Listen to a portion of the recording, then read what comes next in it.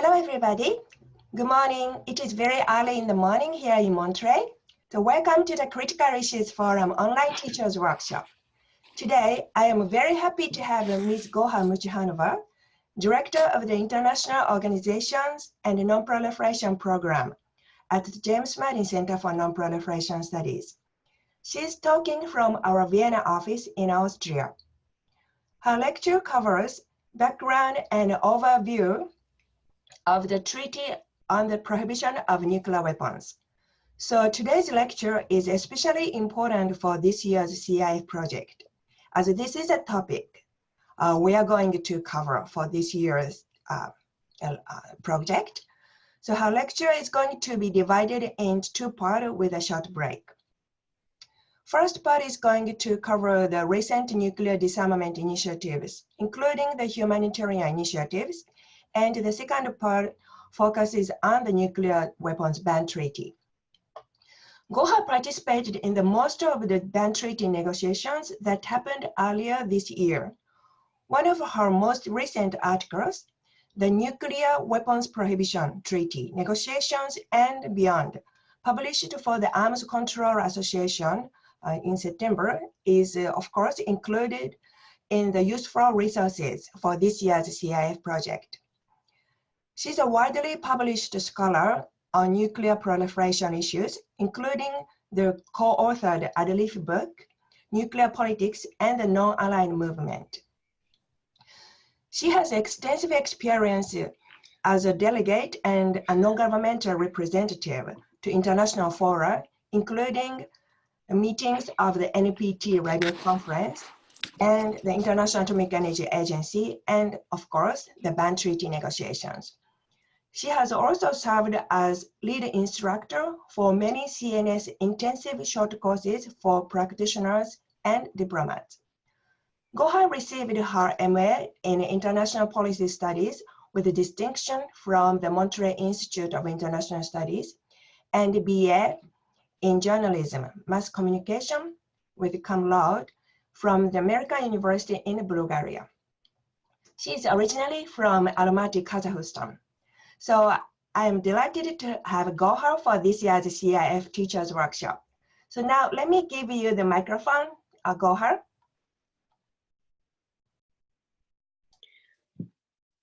Thank you, Masako.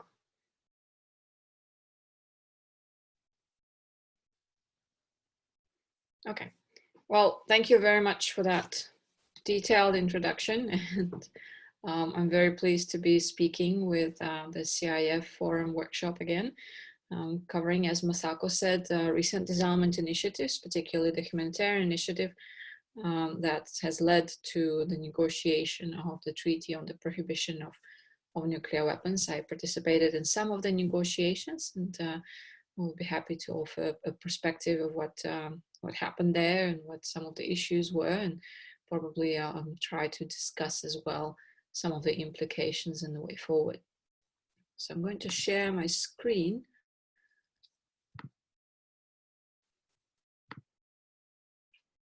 So these are going to be my slides, and I'll send the slides later to Masako for sharing. So disarmament initiatives and the Treaty on the Prohibition of Nuclear Weapons.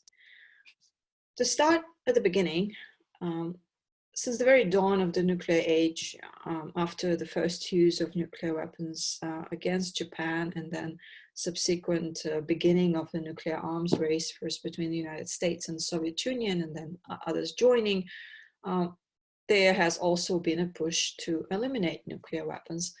And for much of the nuclear age, there seems to have been an agreement that the ultimate goal should be elimination of nuclear weapons, or zero nuclear weapons. However, there has been much less agreement, if any, really, about the best way to achieve it. And the more nuclear weapon possessors appeared, the harder the question became. The longer the states possessed nuclear weapons, the more wedded they were becoming to nuclear deterrence policies and to having nuclear weapons. And the more intractable the debate seems to be about the best way to actually achieve zero, and to big differences, right? To big viewpoints that we saw come into pretty much conflict in recent years is the comprehensive approach, or the approach that previously used to be associated with the Nuclear Weapons Convention, versus the much more gradual step-by-step approach that is supported by nuclear weapon states and a lot of their allies. But the question, of course, is not new. It has been with us since the very beginning. And we won't talk about the bilateral paths, the bilateral reductions between the United States and Soviet Union and Russia today, because we will be focusing rather on the multilateral approaches to nuclear disarmament. And the multilateral disarmament agenda has been set since the late 50s, beginning 1960s, in the UN disarmament bodies, such as the 18-Nation Disarmament Committee. And there, basically, the most important 3 steps were identified as prohibition on nuclear testing, and that was the first big push of the UN nuclear disarmament movement around the world, is to stop nuclear testing in all environments, and then the prohibition on the production of fissile material for nuclear weapons, and non-dissemination of nuclear weapons. We can see that of the 3 steps, the last one has been the most successful, with the negotiation entry into force and mostly successful implementation of the Treaty on the Nonproliferation of Nuclear Weapons, or NPT. We have a comprehensive nuclear test ban treaty in place, but not in force. So that's been a protracted situation since 1996.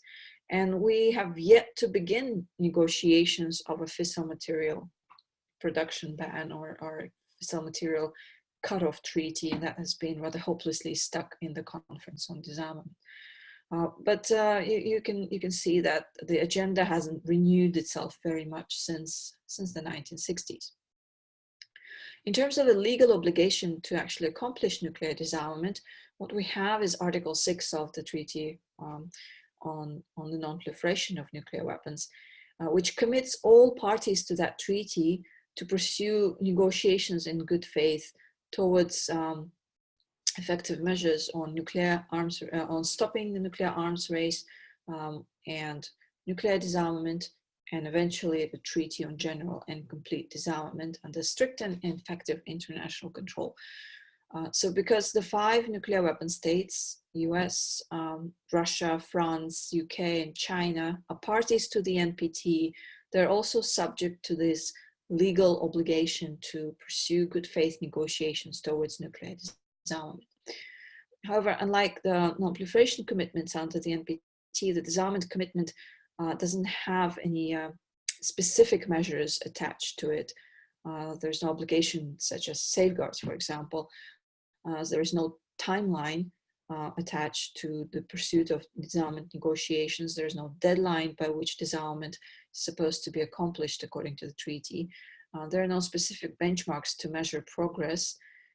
And there's a requirement that disarmament should be achieved under strict and effective international control, but there's no further indication, there are no further guidelines as to the verification of nuclear disarmament. So these all have been the challenges that the NPT states parties have grappled with since the treaty entered into force in 1970.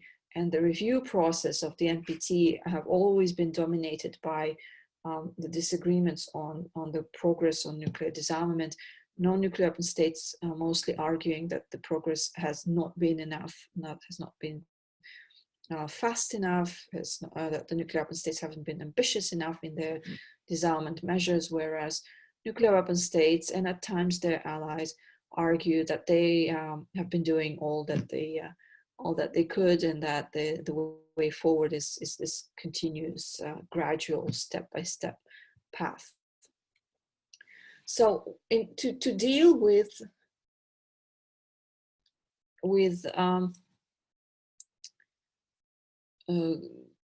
disarmament on a multilateral scene, we have the so-called UN disarmament machinery. And that is a set of different institutions and mechanisms that have been put in place through the United Nations system. We have the first committee of the UN General Assembly, and that's committee devoted exclusively to disarmament and international security issues. It has a 1-month session every year, every October, and the first committee adopts resolutions that are politically binding rather than legally binding. So they serve to express and manifest different states' views on a variety of disarmament issues, including nuclear disarmament. However, what the first committee can also do is establish negotiating mandates, and that it has done so several times in the past, most recently with the Treaty on the Prohibition of Nuclear Weapons, by adopting a resolution that basically mandates the negotiation of a new instrument. UN Disarmament Commission is a deliberative body. It's supposed to discuss disarmament issues and provide recommendations on what the other machinery elements should be addressing. So it's supposed to have recommendations for the Conference on Disarmament, for example. For a long time, the UN Disarmament Commission wasn't able to adopt any consensus reports, and they strive for consensus. There was a bit of a breakthrough this year in 2017, where they adopted recommendations, but only on the conventional weapons. They still weren't able to agree on nuclear disarmament questions. And then we have the Conference on Disarmament, which is an heir to the previous disarmament negotiating bodies under the UN. It's 18-Nation Disarmament Committee. That's where the Non-Proliferation Treaty was negotiated, subsequently known as Conference of the Committee on Disarmament, and now Conference on Disarmament. It currently has 65 member states, and it is known as the single disarmament negotiating body. So for the one UN body that's entrusted with negotiating disarmament treaties, it doesn't seem like it's very representative with only 65 member states. And indeed, a number of countries have been knocking on the door of the Conference on Disarmament for years now, asking to expand the membership, but that hasn't happened yet.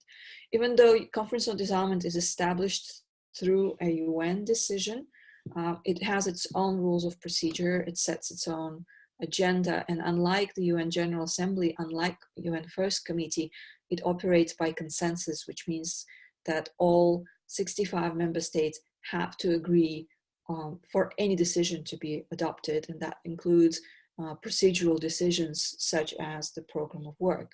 Why is that important? It's become a major obstacle to the work of the Conference on Disarmament. The reason being that to take up any issue and to actually begin negotiations, the conference has to adopt a program of work and establish ad hoc committees or bodies to actually do the work, the negotiations. And that program of work has to be adopted every year.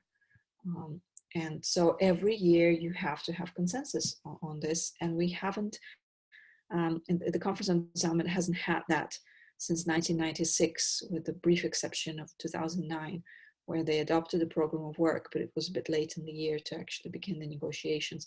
And when they came back next year, there was no consensus anymore. The Conference on Disarmament has had successes, of course. The last resounding success, I suppose, was Chemical Weapons Convention adopted in 1993. The Comprehensive Test Ban Treaty was negotiated completed negotiations in 1996, but the conference didn't actually agree on the text of the treaty by consensus. India objected, and it took some procedural tricks by other states for the text of the treaty to be taken to the UN First Committee and be voted as part of a resolution so that it could open for signature. But since 1996, the conference hasn't been able to negotiate anything, to begin any negotiations. And the Fissile Material Cutoff Treaty is often described as the next logical step, the next logical agreement that the conference should negotiate. But there still is a disagreement on the negotiating mandate for it. And basically we've had a deadlock since 96 that was an interplay of 4 issues. One of them, the fissile material cutoff, the other is the prevention of an arms race in outer space, and then 2 issues championed by the non-aligned movement, and those are the developing countries in the conference. The negative security assurances, or the guarantees that nuclear weapon states would not use nuclear weapons against non-nuclear weapon states, and nuclear disarmament, which for the non-aligned movement for the longest time meant the beginning of negotiations on a comprehensive nuclear weapons convention, something like a chemical weapons convention that would prohibit nuclear weapons and also have provisions for nuclear disarmament and verification of disarmament. Currently, Pakistan is blocking the program of work because of its objections to fissile material cutoff treaty negotiating mandate. But previously, different countries also blocked progress on the conference. Russia and China over the space issues. The United States at some point didn't support FMCT negotiations, arguing that the treaty wouldn't be verifiable. But most recently, it's been Pakistan primarily blocking progress, and this has generated a lot of frustration among non-nuclear weapon states in particular, nuclear weapon states as well, but the non-nuclear weapon states, and especially those who are not in the Conference of Disarmament, feel very disempowered because the one body that is charged with negotiating disarmament agreements hasn't moved since 1996, and proposals on the reform on the Conference on Disarmament to begin some kind of negotiations, they also haven't gone anywhere. And states that don't want to see the reform would argue that it's not the procedural issues that are preventing progress, but the lack of political will. So doing away, for example, with a consensus rule, at least for the adoption of the program of work, won't actually solve the issues. But you can imagine that it's been, 3 decades now, or 2 decades now, and states want to see things move rather than repeatedly gathering, for example, for the NPT review process meetings and fruitlessly calling on the Conference on Disarmament to finally break the deadlock and begin negotiations. What's happening in the meantime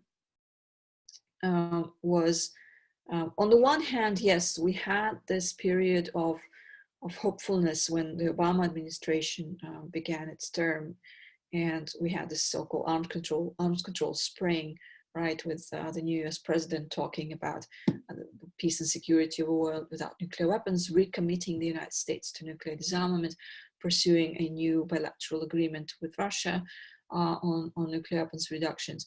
So we had that brief moment of a lot of hope.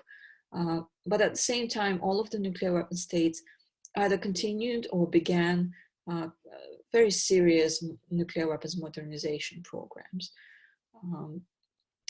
They don't necessarily entail producing new kinds of nuclear weapons, but they do entail extending the range, for example, of existing nuclear weapon delivery vehicles, or extending the lifetime, improving precision. All the actions that are signaling to non-nuclear weapon states that the armed states are projecting reliance on nuclear weapons for decades ahead. And that's a very disheartening development to observe, while at the same time you're being told that yes, progress on disarmament is being made, or that we're doing everything we can as fast as we can, and the conditions are simply not in place for more measures on nuclear disarmament. And you eventually also start to see this kind of recommitment to the role of nuclear weapons in government statements and in defense papers. Russian President Putin said that Russia would not, under no conditions, give up its strategic deterrent capability, but rather strengthen it. UK Prime Minister talked about the United Kingdom needing nuclear weapons today as much as 6 decades ago. And the French white paper on defense, reaffirming again that nuclear deterrence is the ultimate guarantee of France's sovereignty. So combined with the lack of progress in Conference on Disarmament, very, very slow movement in other forums, this was really building up around 2012, I would say, after the 2010 NPT review conference. This was really building up to this condition where non-nuclear weapon states were hungry for action and were actually ready to start taking steps themselves. And we saw this very interesting development where the debate traditionally owned by the nuclear weapons possessors was starting to slip away from them, because non-nuclear weapon states were demonstrating more and more ownership of the issue and requiring their own voice on the matter. And in fall 2012, there was a very active session of the UN First Committee, where a number of new resolutions were adopted, or new elements were added to the regular resolutions. Canada, for example, usually sponsors the Fissile Material Cutoff Treaty resolution. And this time in 2012, rather than just again calling on the Conference on Disarmament to begin negotiations, they proposed the creation of a group of governmental experts to address different aspects of the treaty that would have to be discussed once the negotiations begin. And then that group of experts convened in 2014 and 2015, submitted its report to the UN General Assembly. So that was a new development, an attempt to get things moving somehow. The NAM, the Non-Aligned Movement, championed a resolution on high-level meeting on nuclear disarmament, which eventually took place in September 2013. And the follow-on resolution mandated convening a conference, a high-level conference on nuclear disarmament by 2018. It was not entirely clear what the goals of the high-level meeting and the conference were beyond attracting sort of high-level political attention to the issue. But now we have a decision, most recently, from the UN to convene this high-level conference in May 2018, really shortly after the second PrepCom session, preparatory committee session of the NPT review process. So we'll see what happens with that. But again, that was a new thing that happened. And then the two initiatives that were the most interesting, I think, and the most significant were the open-ended working group on taking forward multilateral nuclear disarmament negotiations and the humanitarian initiative, which emerged independently from the UN First Committee. So the open-ended working group, the initial idea was to have actually 4 working groups, one for each of the issues that are blocking the CD discussion: disarmament, negative security assurances, outer space, and the FMCT. And a lot of states were not happy with that proposal. They saw that as undermining the Conference on Disarmament, as taking issues away from the Conference on Disarmament. And so the authors of the resolution then reworked it and suggested to have one open-ended working group. And when they say open-ended in the UN, what they mean is that it's open participation for all UN member states. Unlike the group of governmental experts, where you would usually have a limit of 25 participants, and you specifically, and the UN Secretary General would have to invite specific countries to nominate experts. An open-ended working group is just that, it's open to all UN member states. And in that open-ended working group would talk about ways to take forward disarmament negotiations without any specific agenda preset. And that gave the group great flexibility and provided for a pretty good discussion, actually. And the group, of course, didn't have any negotiating mandate, and that was another reason that many states were able to support it, because otherwise, again, there was concern that it's taking issues and the role away from Conference on Disarmament. The nuclear weapon states opposed both the high-level meeting on nuclear disarmament, saying that it's just a strange timing and they are not in line with the NPT review process and a distraction. And they especially opposed the open-ended working group, saying that it's not a helpful initiative, that it's taking away from other disarmament work, and especially from the NPT. So the 5 jointly boycotted the open-ended working group once it convened. India and Pakistan actually did show up the open-ended working group, but not Israel. Humanitarian initiative I'll return to it later because that's the most significant development we've had since 2010, and that's the one that more or less specifically led to the negotiation of the ban treaty. So a little bit more on the open-ended working group, because it's also played a role in advancing this idea that we need a prohibition treaty. It was perhaps the first substantive and interactive discussion on nuclear disarmament in the diplomatic community in years. When you come to the NPT review process meetings, states read their statements and there's very little actual debate on substantive issues until they get to the negotiation of the final document. And even there, it's a lot of arguments about language. And you don't get discussion with, for example, participation of outside experts. And this is what was different about the open-ended working group.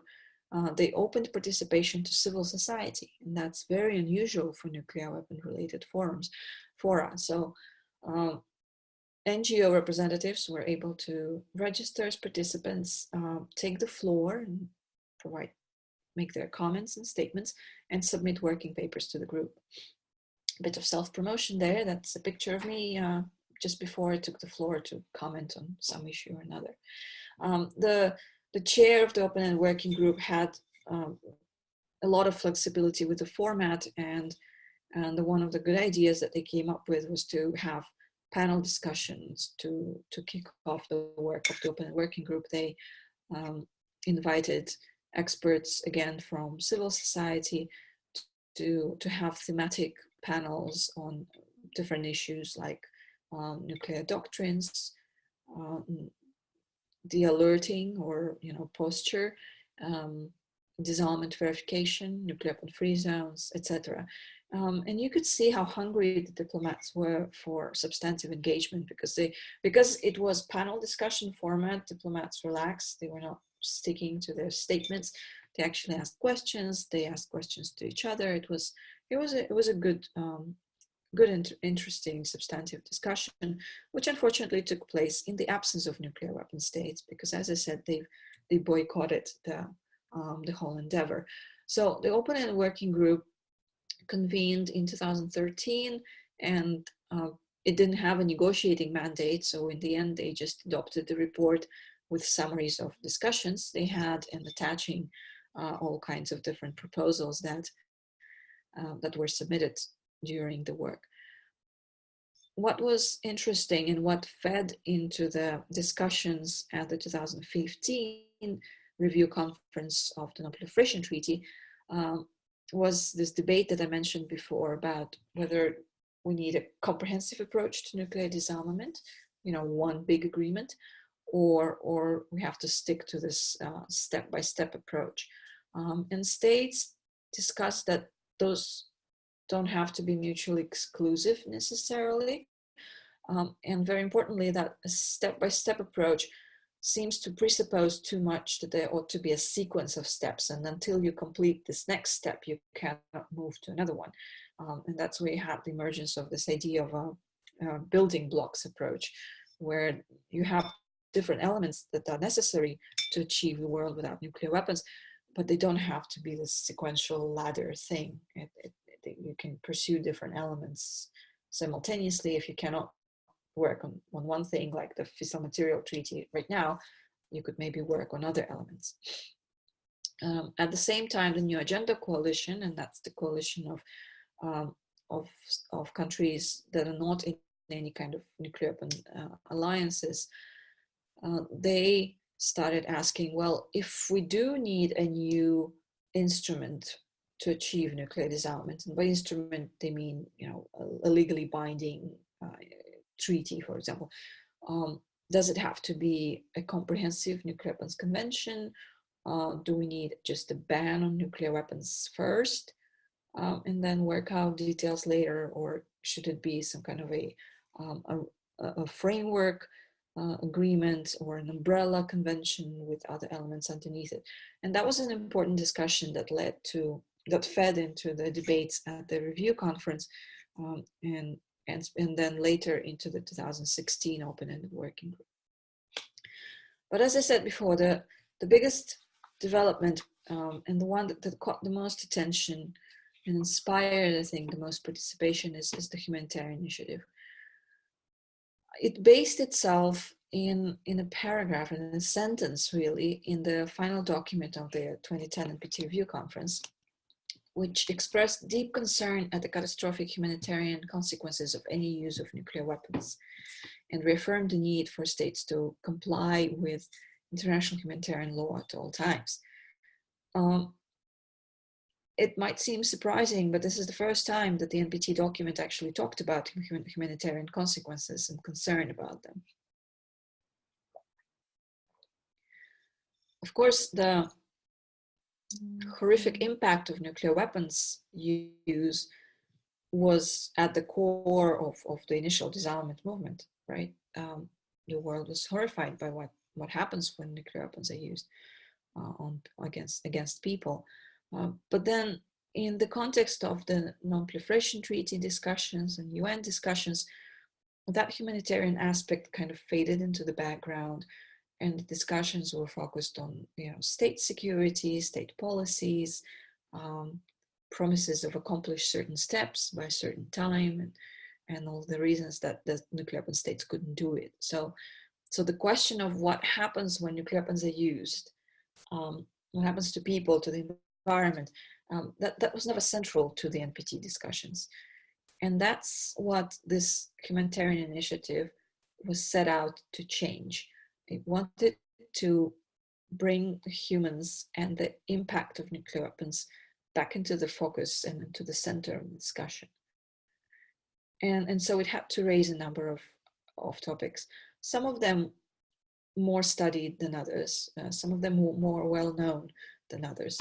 So when the nuclear weapons are used, the nuclear weapon is detonated, there are certain things that we know happen, and they're widely sort of recognized. It's the thermal radiation, the blast, the shock wave, and then the ionizing radiation.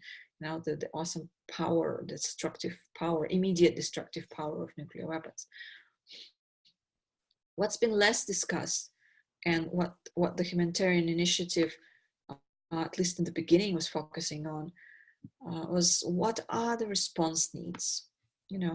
Okay, so a nuclear detonation takes place and the impact is terrible. What do we need to do in response? Who is supposed to respond? Other than the affected state, do the international bodies have the mandate and the means and the plans? What are the longer term effects of nuclear weapons on environment, on climate, and consequently on food supply? Effects on the economy. Today's world is very different from 1945 in terms of economic interdependence.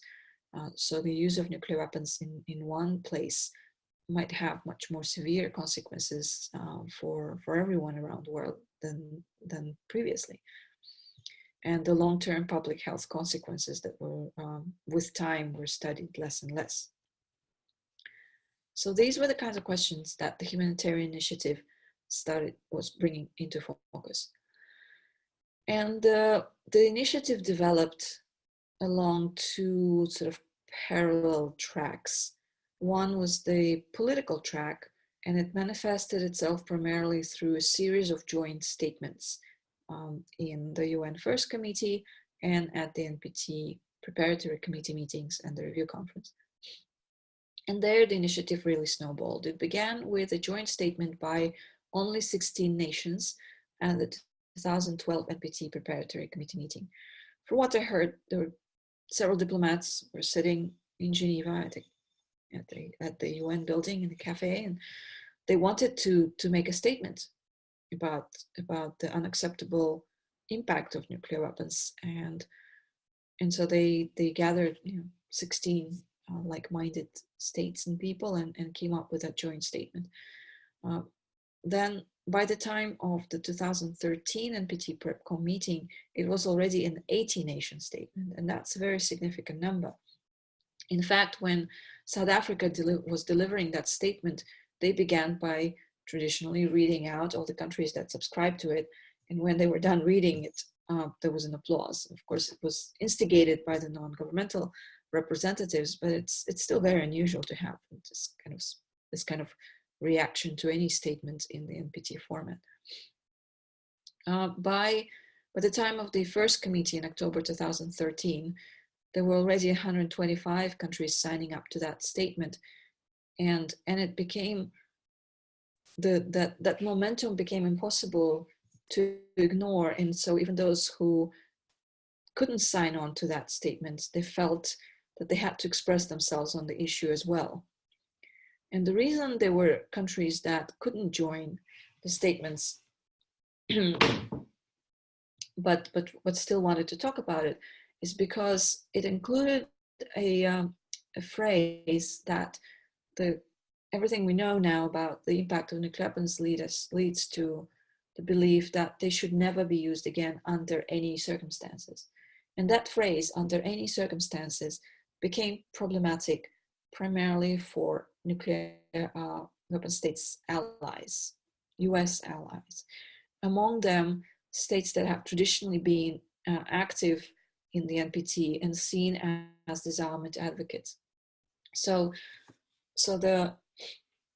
the initiative, by putting it in very stark terms that nuclear weapons must not be used ever again under any circumstances, revealed some of the divisions that were there but not very evident before this series of statements.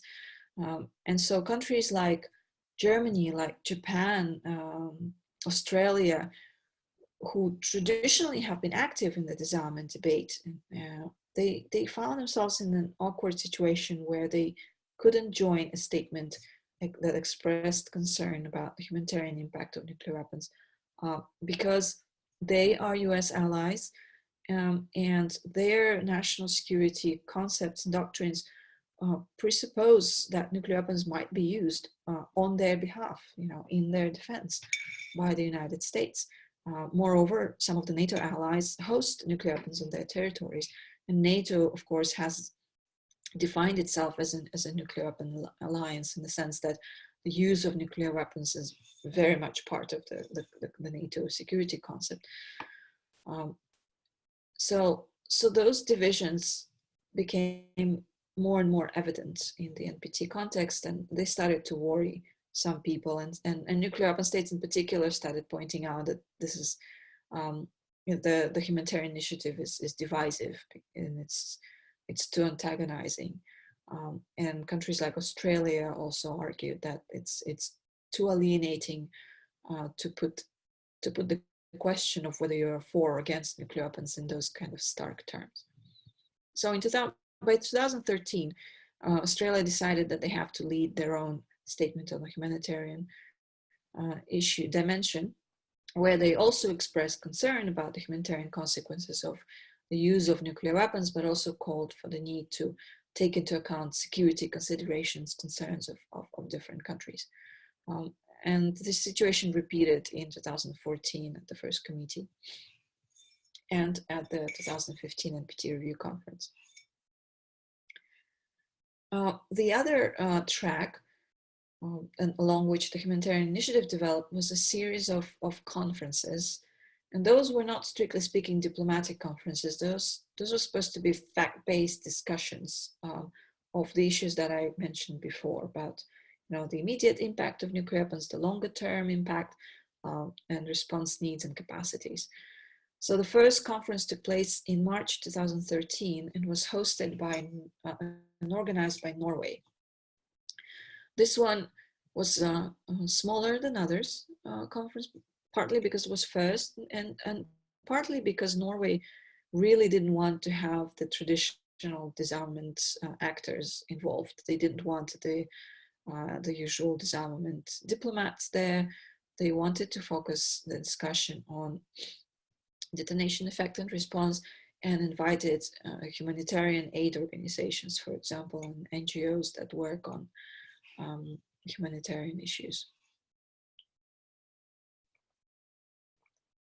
Nuclear weapon states very much opposed the idea, and they actually issued a joint statement ahead of the Oslo conference saying that they together would not attend and that they don't think it's a helpful initiative, and calling it again a distraction from the NPT and real disarmament work, which I'm sure really didn't sit well with Norway, because think about it, Norway is a US ally, it's a NATO member, it's always had its own sort of position on nuclear weapons, but to accuse Norway of trying to undermine the NPT, I think that was too harsh, and it came to bite really, and to haunt nuclear weapon states. I think from the beginning here they took a very antagonizing approach that didn't work in their favor at all. They could have engaged early on, and they could have definitely influenced the conversation, but they chose to set themselves in stark opposition to this. One of the arguments they also put forward is that they, in nuclear weapon states, have studied the effects. They are familiar with the impact, and ergo there's basically no need to have a separate discussion on that. But again, non-nuclear weapon states were at this time reasserting their role in the debate, and so they wanted to discuss the consequences. They wanted to know what the response needs would be, and whether there is capacity. The next conference was in Nayarit, hosted by Mexico, and the last conference was in Vienna here in December 2014. Another thing that was happening at the same time is that every conference also had a civil society forum take place on the margins, and it started with Oslo, and Norway at the time supported this relatively new organization that I'm sure you're all now very familiar with. It's the International Campaign to Abolish Nuclear Weapons. And so they asked ICANN basically to take care of the NGO participation, and ICANN organized the civil society forum, the margins of Oslo conference and Nayarit and Vienna. And by that time, ICANN was already focusing on promoting the idea of a treaty prohibiting nuclear weapons, not a comprehensive nuclear weapons convention, but rather a treaty that would establish a norm, establish a legal prohibition on nuclear weapons without going into the details of nuclear disarmament verification, with the understanding that that would be addressed later on. And so while the conferences themselves were not focused on those political issues until maybe Vienna, the civil society message was becoming much more well-defined and clear, that they believed that all the findings on the humanitarian impact of nuclear weapons lead to this urgency to negotiate a new treaty that would prohibit nuclear weapons. A little more about the conferences. The findings from Oslo, and again, this was not a diplomatic conference, there was no negotiated outcome. So what each conference, humanitarian conference, produced was a chair's summary of discussions. And so the summary from Oslo was that it is unlikely that any state or international body would be in a position to address the immediate humanitarian emergency caused by any kind of nuclear weapon detonation. And that obviously the effects of nuclear detonation would not stay inside state borders. They will be felt internationally. And that while political circumstances have changed, the destructive power of weapons obviously remains the same. So the urgency to eliminate nuclear weapons is still there.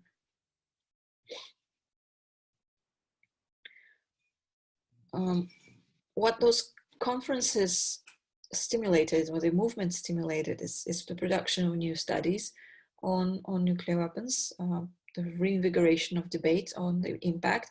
And one very interesting study that I think really brought the message home for many developing countries was the one devoted to the impact of a limited, quote unquote, nuclear war on climate and subsequently on food supply. So the popular perception, threat perception since the end of the Cold War had clearly changed. People were no longer afraid of a big nuclear war between the United States and Soviet Union / Russia. And the fears about the nuclear winter caused by a massive nuclear conflict that were very prominent in the 1980s were all but forgotten. But it doesn't mean that the threat of use of nuclear weapons has gone away, right? And what many people view as a more credible threat is a smaller war between, say, India and Pakistan involving nuclear weapons. And so a group of scientists in the United States looked at the possibility of, regional conflict between India and Pakistan, leading to the detonation of about 100 nuclear weapons, each of them about 13 kilotons. So a yield somewhere between the Hiroshima and between the devices used against Hiroshima and Nagasaki. And then they calculated what would be the impact of that kind of nuclear war in terms of generating fires, which would generate the black soot that would raise into the atmosphere, block the sun, cause cooling, rapid cooling, and therefore climate disruption. And then they projected how that would lead to change in growing seasons for major crops, not only in India and Pakistan, but importantly in China and the United States, crops such as wheat, rice, and maize, corn. And so then the International Physicians for the Prohibition of Nuclear War examined how that would impact agricultural markets. They would certainly cause a worldwide disruption. States that rely on food supplies, on food imports, would be very severely affected because the prices would rise, and because states that export food, they would tend to hoard for a while because of this uncertainty and instability. And they calculated that up to or more than 2 billion people would be put at risk of a famine. And that's a very horrifying prognosis for consequences, global consequences of essentially a regional conflict. And it was a very stark demonstration, illustration of the concept that the effects of a nuclear weapon exchange would not be confined to the two countries that actually attack each other, India and Pakistan, that this would be felt around the world, and especially in developing countries, including those that are far removed from the conflict, and they have forsworn nuclear weapons long ago, probably joined a nuclear weapon-free zone, and thought that, at least for them, the whole issue of nuclear weapons had been put to rest. But no, apparently if some nuclear weapon possessors were to have a nuclear war, lots and lots and lots and lots of people around the world would be severely affected. That, I think, helped re-energize the involvement of many non-nuclear weapon states that may not have been otherwise very active on the issue. Another issue that was raised, especially in Mexico at the next conference, was the risk of accidental use of nuclear weapons. So again, the perception of a threat of an actual war, deliberate war between the nuclear armed superpowers, that has faded in the public conscience for a while. But what started to come to light is that nuclear weapons are not as reliable, nuclear deterrence is not as reliable as one would be led to believe by nuclear weapon states. And the two aspects to that is one is the risk of accidental use due to some kind of safety failure or an accident. And on the other hand, possibility of a nuclear exchange due to miscalculation or misunderstanding. And the two studies, 2 books that you can check out are Command and Control by Eric Schlosser, and that's the one that talks about the safety aspect. And Too Close for Comfort, which is a study by the Chatham House, which focuses on miscalculation and misunderstanding. So Eric Schlosser did a lot of archival research and a lot of interviews and described several safety incidents in the US Air Force involving nuclear missiles. So this is only one country and only one so-called leg of the nuclear triad. And there's some terrifying things in that book. Of course, he couldn't cover all other nuclear weapons possessors because of varying degrees of secrecy, and he doesn't speak other languages. He didn't have the same kind of access. but it does raise a question of just how many other accidents we don't know about and may never know about, that brought us very close to a nuclear detonation that could have provoked, a nuclear war. In the Too Close for Comfort, the authors look at cases where we came close to the use of nuclear weapons because the adversaries misinterpreted each other's signals, or because there were some technical glitches in the system. For example, you might have heard of Stanislav Petrov, who passed away sadly this year. He was a Soviet officer on duty in 1983 when his early warning system that he was serving at indicated that there are 5 missiles incoming from the United States against the Soviet Union.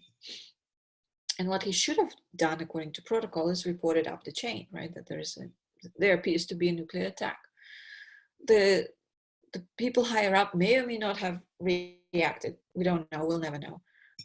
But the thing is, he thought this didn't look real. He thought this must be some kind of a glitch in the system, a technical problem, and so he didn't report the incident immediately. And it did turn out to be a glitch in the system, a mistake, for which he was reprimanded because he didn't follow the protocol. But he's now known as the man who might have saved the world, because who knows, it might have been interpreted upstairs as yes, it is an incoming attack, and Russia and the Soviet Union could have launched a response. And in 1983, the tensions were pretty high. And there are other cases described in this report that really undermine this idea that deterrence, there's rational policy of nuclear deterrence would work, and nuclear weapons would not be used on the basis of a mistake or a miscalculation. So what also happened at the next conference in Nayarit in Mexico, along with discussing the risk of use and accidents, was a decidedly political turn. And so, as I said before, the conferences weren't political in the sense that they weren't supposed to lead to negotiated outcomes. And the chair's summaries were focused on just that, conveying what the discussions were about and presentations were about. But the chair of the Nayarit conference added something new. He added kind of his own conclusion that on the basis of the discussion on the humanitarian impact of nuclear weapons, we should be leading to a commitment of states and civil society to reach a new international standard or norm through a legally binding instrument. And that's basically saying these discussions lead to the conclusion that we need to prohibit nuclear weapons by a legally binding treaty. And that took people by surprise, a lot of those who attended the conference, especially US allies, because a lot of the US allies did go to those conferences. They genuinely interested in the discussion, but they just didn't support this conclusion that this ought to lead to a new treaty in the short term. So they felt like they were deceived, or that their views were misrepresented. Nuclear weapon states, of course, pointed to this as saying, "Well, we told you so. That this is where it was. This is where it all was going by design." Another person whose life was complicated by this was the organizer of the next conference in Vienna, Ambassador Alexander Kment, who had to navigate the organization and agenda and trying to still engage the nuclear weapon states. And so Austria was actually successful in attracting both the United States and the United Kingdom to participate, which was a welcome development on the one hand. On the other hand, it was too late, I think, for the US to truly influence the debate. I think the issue had run away from them by that time. So the Vienna conference addressed some of the previously discussed issues, it went further into the question of risk of use by bringing in the discussion of postures or alert levels, how fast nuclear weapons can be launched by any given nuclear weapon possessor, depending on what policy they have, what level of readiness they have.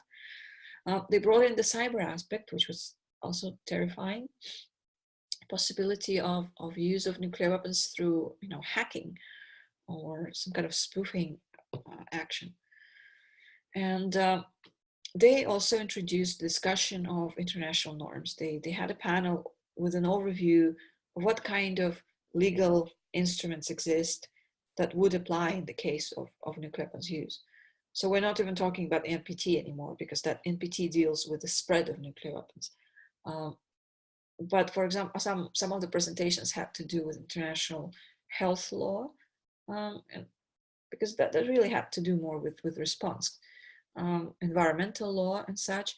But the obvious conclusion from that discussion was that there's a lack of legal instruments that would apply or should apply in the case of nuclear weapons use.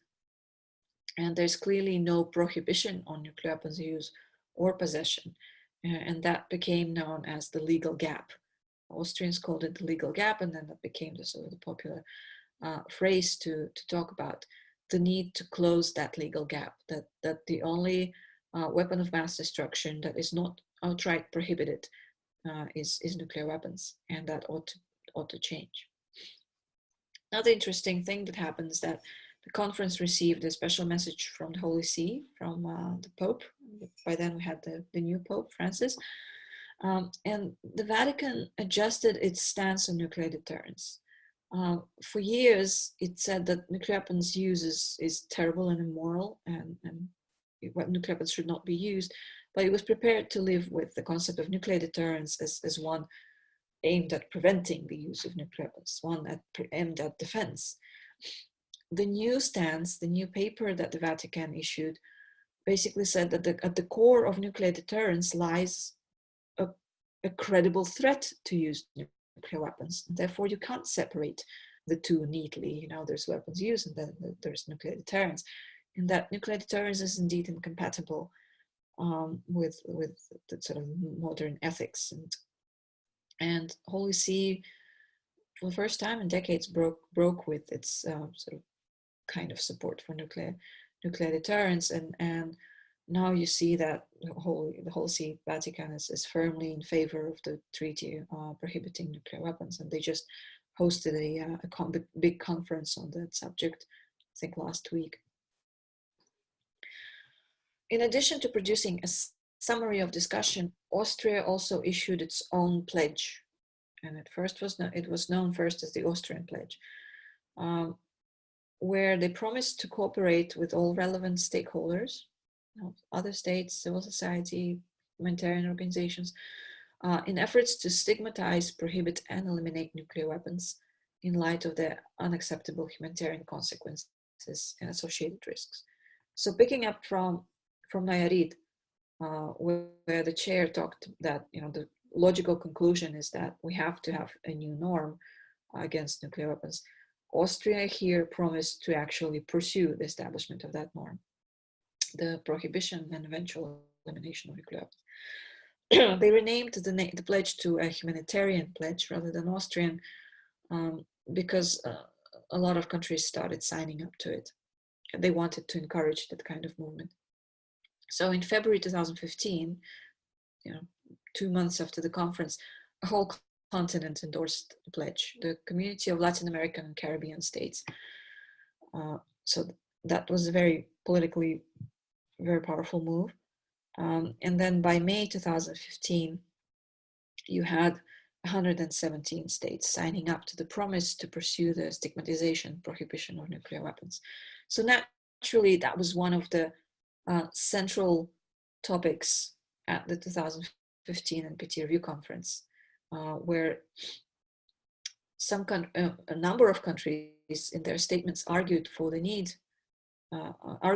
about a need for a new legally binding instruments to prohibit nuclear weapons. And the New Agenda Coalition tried to introduce this discussion about what form that instrument could or should take. But the nuclear weapon states were deeply opposed to that discussion.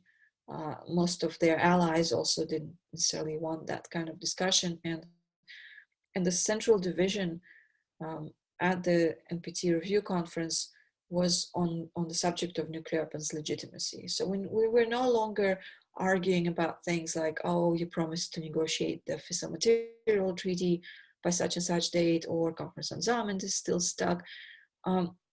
Those seemed like easier issues now, because fundamentally the disagreement was about whether or not nuclear weapons are a legitimate instrument of security.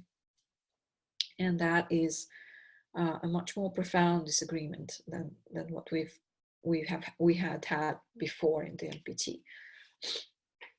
And nuclear weapon states, the US in particular, they of course saw the need to somehow overcome this, and that's when they kind of warmed up to the idea of an open-ended working group that they opposed back in 2013. So then they were in support of creating or re-establishing the open-ended working group to again talk about nuclear disarmament, but they wanted the working group to operate by consensus.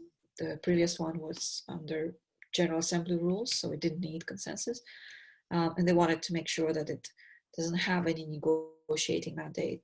And the states that had previously championed the open-ended working group, they felt that this was not enough anymore. We already had discussions on nuclear disarmament. You chose to skip them. We don't want to have another body that would be controlled by basically a veto power because it requires consensus. In the end, there was no final document adopted by the review conference, so there was no agreement essentially to have an open-ended working group.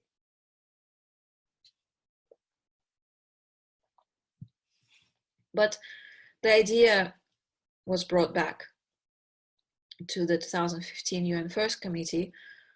Interestingly, Iran picked up on the position that was most supported by the nuclear weapon states, to have a working group that would operate under consensus and to not have any negotiating mandate.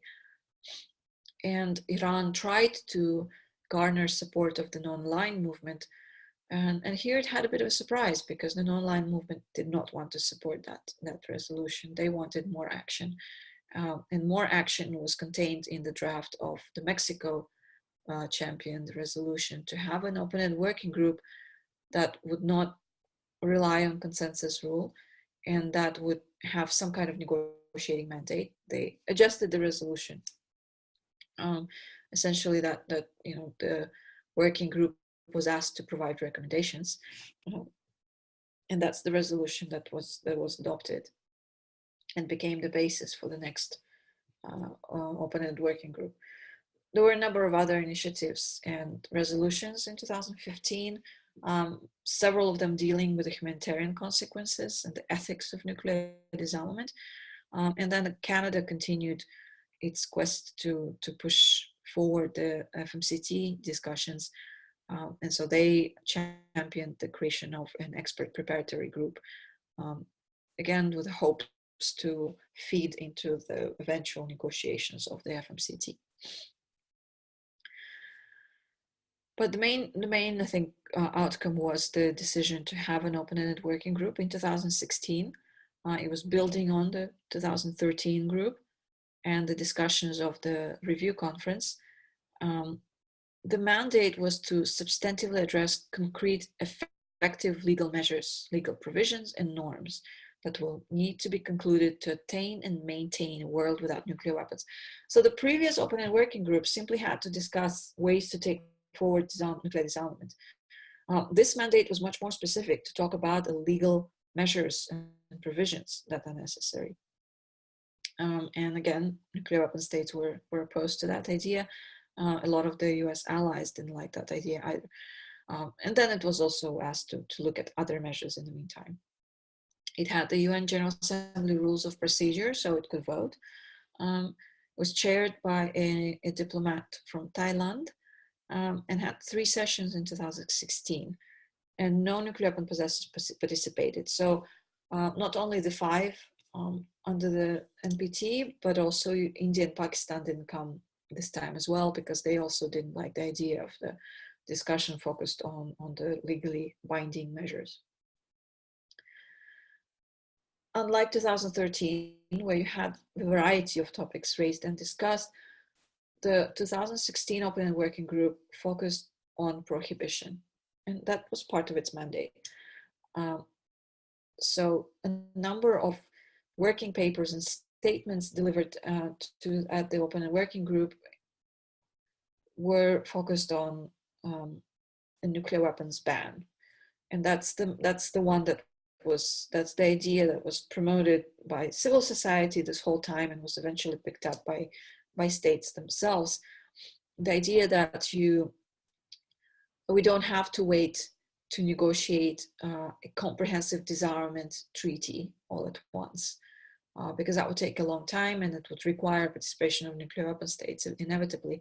What we need most urgently is a norm that nuclear weapons are not legal, that nuclear weapons are not acceptable, their use and their possession, and then disarmament elements can be negotiated later, which means that the norm right now could be established even without the participation of nuclear weapons possessors.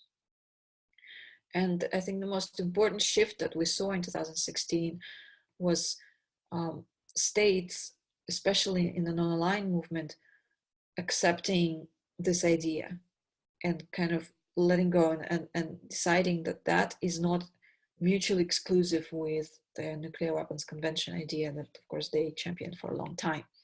So you saw this support shifting in 2016, and the Humanitarian Pledge Group grew to 127 states that calling for negotiations of a treaty banning nuclear weapons.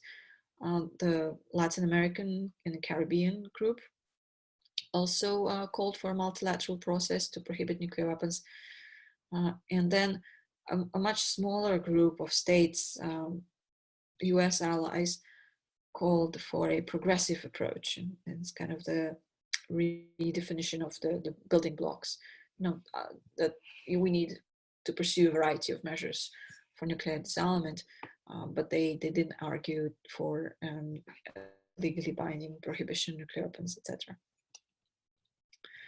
So overwhelmingly, the 2016 discussion was focused on the prohibition of nuclear weapons through a legally binding instrument, and that's what basically led to the resolution eventually at the first committee establishing the conference to negotiate a treaty prohibiting nuclear weapons, which will be the topic of the second hour of the lecture, which I think will begin after a break. So I'll stop this for now and give it back to Masako. Welcome back to the part 2. To recall where we left off 15 minutes ago was on a discussion of the open-ended working group in 2016, which convened in Geneva and had 3 sessions. And there the discussion was overwhelmingly focused on the prohibition of nuclear weapons and what's needed to pursue that, with many states converging on the idea of a ban treaty, then known as the ban treaty, and eventually came to be known as the Treaty on the Prohibition of Nuclear Weapons. And so when the time came to adopt a report of the open-ended working group, a lot of the negotiation was focused on how do we describe the support expressed for the negotiation of a treaty prohibiting nuclear weapons, because they were still trying to adopt the report by consensus. And so rather than including an outright recommendations to begin negotiations, the report was basically trying to say that a lot of states, a majority of states, a great number of states spoke in favor of negotiating a treaty prohibiting nuclear weapons. So of course, US allies were not on board with that idea, and they were trying to soften the language. the diplomats agreed on a compromise language the night before the last day of the open-ended working group. But when the time came to adopt the report by consensus, one delegation said that they actually could not support it and called for a vote. That was Australia. And it seems like the local mission in Geneva agreed to the text, but then they received instructions from the capital that they could not support it, even though it didn't have the outright recommendation to begin negotiations. And so Guatemala responded to that by saying, well, if we're going to vote anyway, then we might as well strengthen the language, and asked that the open-ended working group report actually recommend commencing negotiations on the treaty in 2017. And that's the version of the report that got adopted by a vote of 100 and something in favor. I don't have those numbers right now, but bottom line is the report was adopted, and you actually see the picture from that vote in Geneva. So that opened the doors for the negotiations, and the next step was to actually establish the negotiating mandate, which the UN General Assembly did through adopting the resolution sponsored by Austria, Brazil, Ireland, Mexico, Nigeria, and South Africa, and then joined by many other countries. So these 6 countries became known as the core group in the context of the ban negotiations. So they sponsored a resolution that mandated the establishment of a conference to negotiate a treaty prohibiting nuclear weapons in 2017. It was adopted by a vote of 123 in favor, 38 against, and 16 abstentions. According to the resolution, the negotiations were allocated 20 days in 2017, 20 working days, and were supposed to take place in New York. This didn't mean in and of itself that the treaty had to be concluded in 2017. What could have happened is states reporting back to the UN First Committee this year and asking for an extension of mandate. But in November, something happened in the United States, mainly elections, presidential elections, and the surprise election of Donald Trump, which I think influenced the perception of the window of opportunity to negotiate the treaty for many states. Throughout this year, 2017, we've had lack of clarity as to the US policy on nuclear weapons because there's a nuclear posture review going on. But states were initially concerned that the new US administration would be much more actively opposed to the treaty and would exert much more pressure on other countries. They were also seeing the continued stalemate in US-Russian arms control. And there was also concern that the longer the negotiations take place, the longer they take time, the more divisions would come out, and the more there would be a negative impact on other fora, such as the NPT. So that's how you basically had convergence of views by the time we gathered in New York in March, that the treaty should probably be concluded this year, which is a very, very short time to negotiate a treaty, especially a treaty dealing with nuclear weapons. The treaty, unlike others, didn't have any preceding preparatory process. There were no preparatory committees for the negotiations. There were no groups of governmental experts or group of scientific experts to feed into the negotiations. So I think that affected the process a bit. That affected the discussion on some, especially technical issues.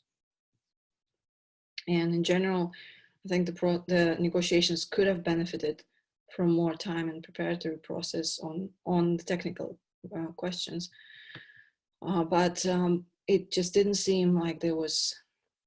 It didn't seem like there was a favorable window to continue beyond 2017. So how was the process? How were the negotiations organized? They had an organizational session in February. So they just talked about rules of procedure and such, and affirmed the election of the president, Ambassador Elaine White Gomez of Costa Rica. And then they had 2 substantive sessions, 1 week at the end of March, and then 3 weeks in June and July of 2017.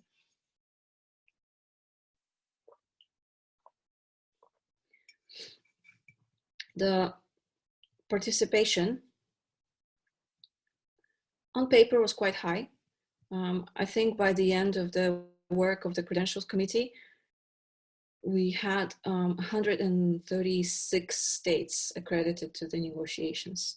Now, that doesn't mean that at all times there were 130 delegations in the room. There was a group of really active delegations who were always there and taking part in all the discussions. And then there was a large number that would be there some of the time, and then a lot of them showed up, of course, for the final vote. Just like the open-ended working group, the conference welcomed the participation of civil society. Again, this is unusual for nuclear weapon-related fora. So you had a lot of NGOs, about 100 non-governmental organizations registered to participate in the negotiations. And at the end of every session, every day, actually, you had time allocated for the NGOs to express their views, comment on the proceedings, or to offer their suggestions for the text of the treaty. And that especially worked in March when we had the sort of the initial session. The dynamic in June, July was a bit different. No nuclear armed states showed up for the negotiations. Moreover, the United States, together with France and the UK, also recruited a number of allies to participate in a joint press conference that Nikki Haley, Ambassador Nikki Haley, there in the picture, organized right outside the General Assembly Hall on the first day of the Prohibition Treaty Conference, kind of taking away the spotlight a bit from the subject matter. On the other hand, I think they actually gave the negotiations more publicity, at least in the US media, than it would have received otherwise. Of the US allies and NATO members, the only participating state was the Netherlands. And it was an interesting dynamic. The Netherlands were chairing the first preparatory committee meeting of the NPT review process this year. So that might have been part of it. They kind of wanted to be present in both processes. But most importantly, they were basically made to participate. The government of the Netherlands was instructed to participate in the negotiations by the Dutch parliament. And here we have an interesting dynamic in several European countries where you have parliamentarians who are against nuclear weapons, or at least they support participating in such processes as the Prohibition Treaty negotiations, and those parliaments are being heavily lobbied by civil society organizations, whereas the executive branch does not want to engage in this. And in the case of Germany, for example, there was a lot of lobbying, and the parliament was generally in support of participation, but they just didn't have the power to make the executive branch go and negotiate. Whereas in the Netherlands, the parliament was in the position to do so. So the Netherlands came to the negotiations, and they had a very consistent position throughout. From the beginning, they stated they would not be in a position to support any treaty that would contradict their obligations under the NATO. So I don't think anybody really expected them to support the treaty text in the final count, because from the beginning it was clear that there would be provisions in the treaty that would be contrary to the current NATO concept and practices. Some questioned why a Costa Rican diplomat was chairing the conference, and there was thinking in Geneva, which was sort of the brain center for the negotiations, even though the negotiations were taking place in New York. The thinking there was to have a state that is not a member of the Conference on Disarmament, And also it was symbolically important and interesting that a diplomat representing a country that doesn't have even an army, let alone nuclear weapons, to chair disarmament negotiations, basically. And so Ambassador White Gomez had experience in a number of other fora. She wasn't necessarily a nuclear weapons issues specialist.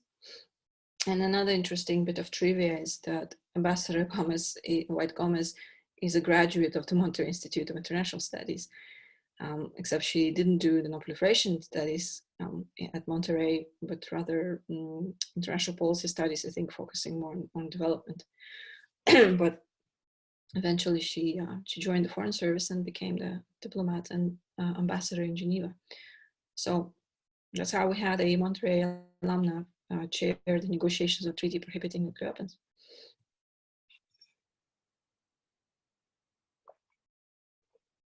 The one-week March session was designed to give states a chance to lay out their general positions and views on the future treaty provisions, right? What they believe, what do they think should go into the text of the treaty? And the three specific areas that were on the agenda were the preamble of the treaty, the core prohibitions, what states commit not to do, and institutional arrangements, meaning, do we have meetings of states parties? Do we have review conferences? Do we establish an implementing body? Do we need a secretariat? Things like that. What also came up in the course of discussions, and a lot of it thanks to the civil society interventions, is another set of issues. One is positive obligations.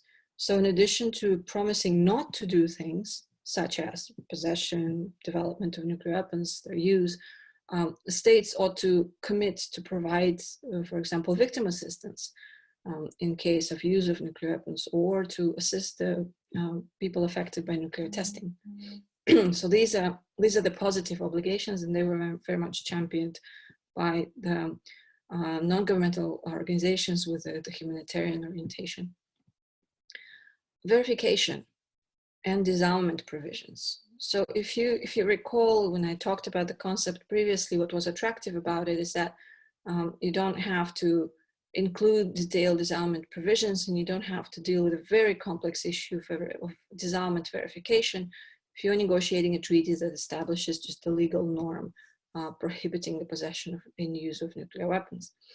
But what came out in the discussions in March is that, well, if you establish a set of core prohibitions, then you need some kind of verification attached to it, right? You need to provide assurances that that states are in compliance.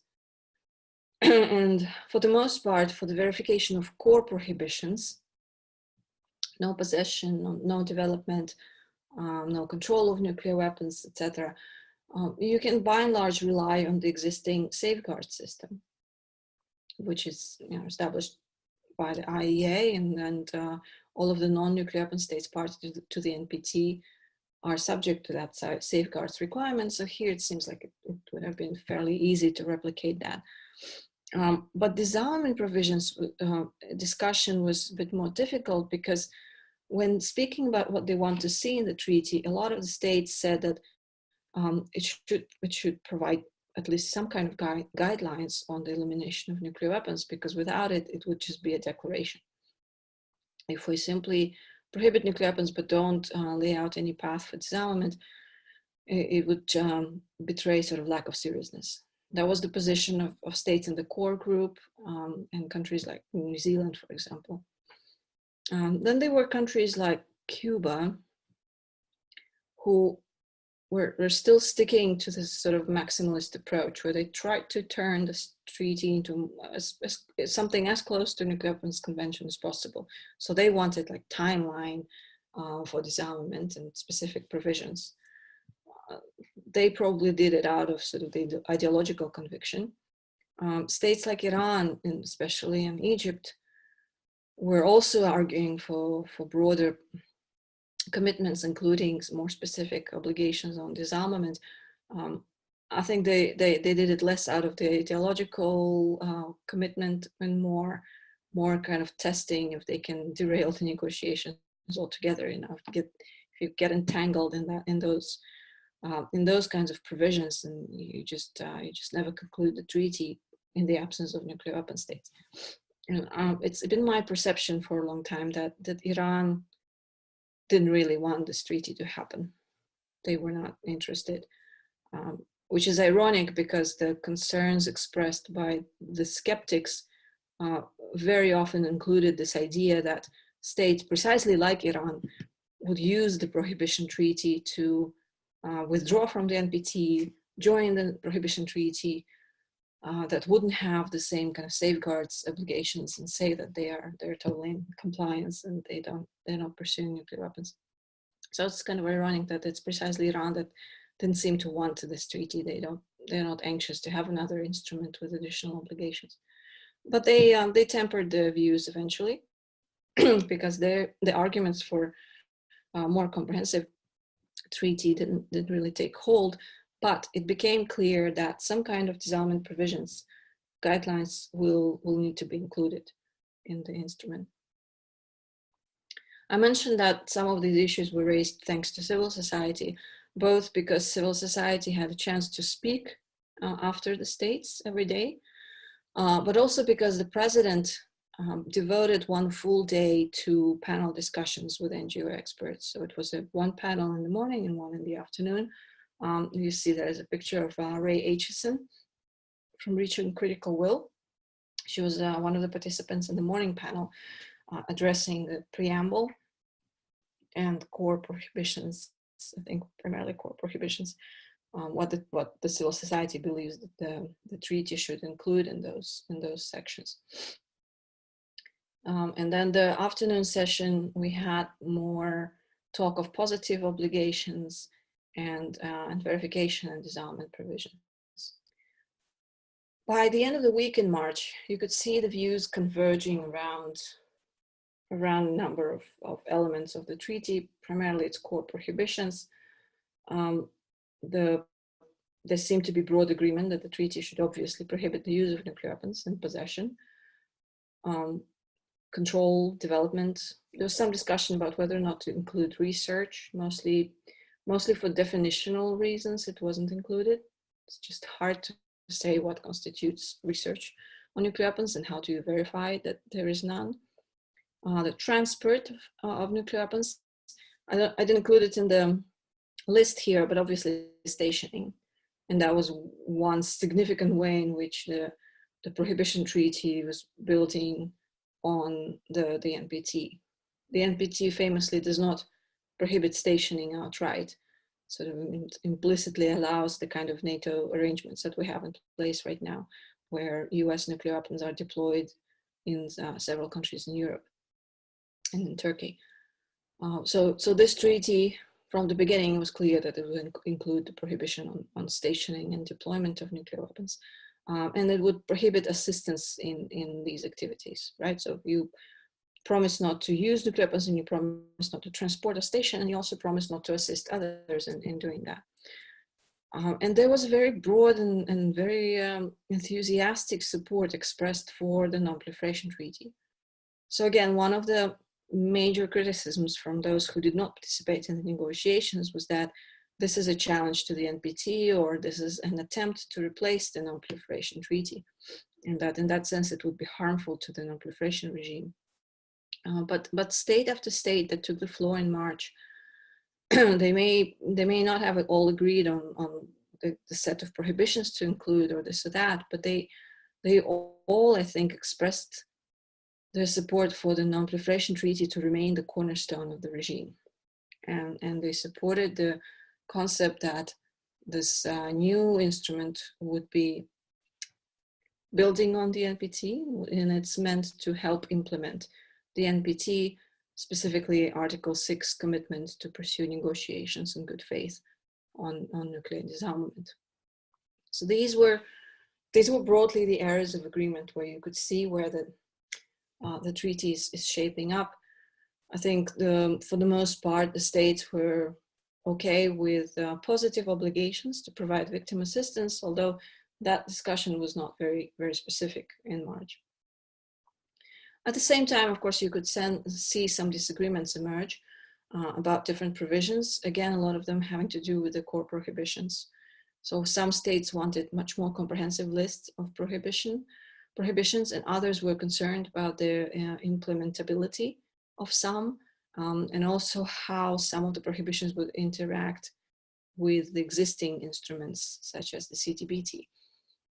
And so when we came to the next session, the June-July session, a lot of time was spent to iron out exactly those kinds of disagreements.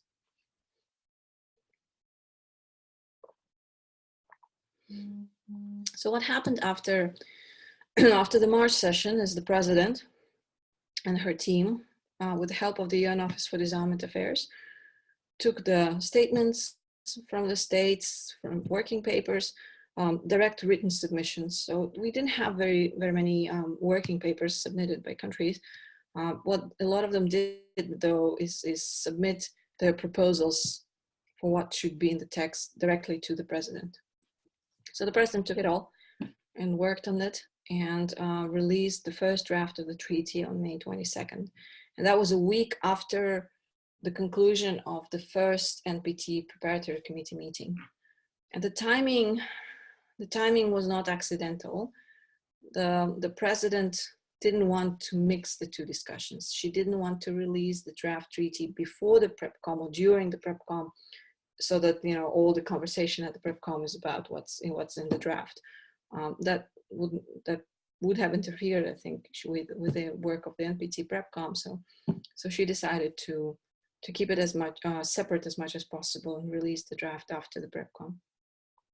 Some states were unhappy about that. Some, states wanted more time, of course, to work on the text. So they felt they didn't have very much time with the draft. That's true. That's true as well.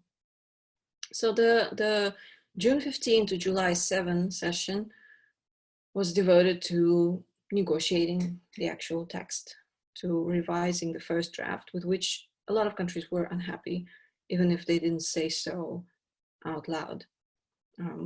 The various problems there, and those who were outside the negotiations also started raising concerns about this and that in the treaty, and outside experts were trying to provide their input and views on this. So the way the summer session was organized, the president initially wanted to deal with everything in the plenary, meaning with all the states present in one hall, in one room. She didn't really want to break it into the small group negotiations. So she tried to do that the first week, I'd say, or so. And it worked for the first reading. It worked well for the first reading. States went through paragraph by paragraph, sort of expressing their views and comments. Then they started negotiating the changes to the preamble and started getting really bogged down. And it's hard to conduct negotiations in the open format with a large number of states present. At some point, those who were there at the time said that it started to repeat itself, basically, just repeating the same comments, the same positions. So the president decided to finally break into smaller groups to tackle more specific issues, and that would allow states more interested in one particular aspect to engage there more actively. And so she chaired one group herself, and that's the group that was dealing with the prohibitions, Article 1 of the treaty, and appointed several facilitators to deal with other articles of the treaty. So you had Ireland tackling safeguards and disarmament provisions. Chile was facilitating the group that talked about the core, positive obligations, the victim assistance primarily. Thailand got the rest of the articles, which included issues of institutional arrangements, the role and mandate of the meeting of state parties, how periodically they should meet, what's the role of the review conference, things like that. And then a couple of other problematic issues, such as withdrawal and relationship with other treaties. And Mozambique got assigned a special issue, transit, because That emerged as one of the issues of disagreement since March, where some countries very strongly advocated to include transit in the prohibitions, and others felt that this was, it was impossible to verify, it was hard to implement, and basically they didn't think that it would strengthen the treaty. But because the proponents of transit were so forceful in their support, the president decided to allocate a separate group for that. So Mozambique, the ambassador of Mozambique was chairing it.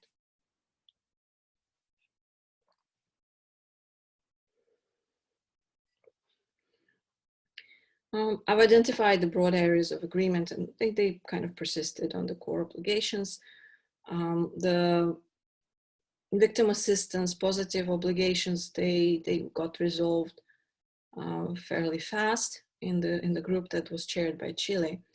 Now I would cover some of the areas that were harder to agree on, and they were dealt with in a variety of these small groups. One was the inclusion of nuclear testing in the core prohibitions, so that the treaty prohibits the use, possession, blah, blah, blah, blah, and nuclear testing. And there, the concern that many states expressed, such as Sweden, Switzerland, Mexico, was that including the prohibition on nuclear testing in this new treaty would undermine the already existing CTBT.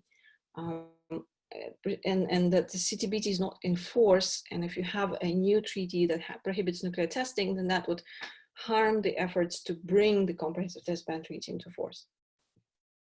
Others, and especially Pacific Island states and New Zealand there as a leader, they were concerned that the CTBT will never enter into force, and therefore this new treaty must include the prohibition of nuclear testing. And the whole issue of nuclear testing was of paramount importance to the Pacific Island states when they negotiated their nuclear weapon-free zone of the South Pacific. So for them, it was unacceptable that the new treaty would not mention nuclear testing.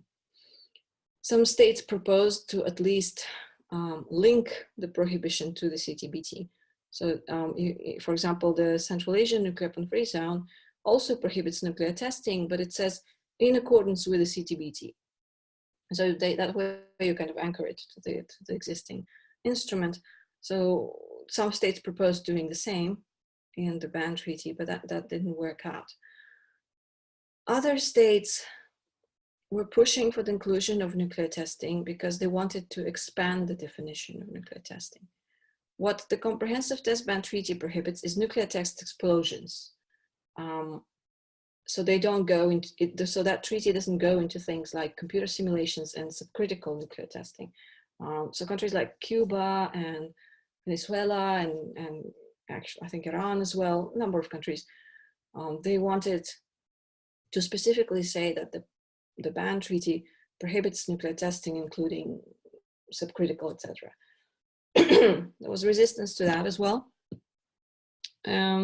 And then finally, Egypt and Iran just simply didn't want any references to the CTBT at all. What they ended up doing is reaffirming the importance of the CTBT and its verification regime in the preamble of the new treaty.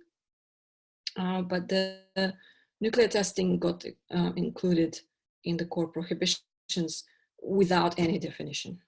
So it doesn't say nuclear test explosions, it doesn't say simulations or subcritical, it just simply says that states parties to this treaty commit not to test nuclear weapons.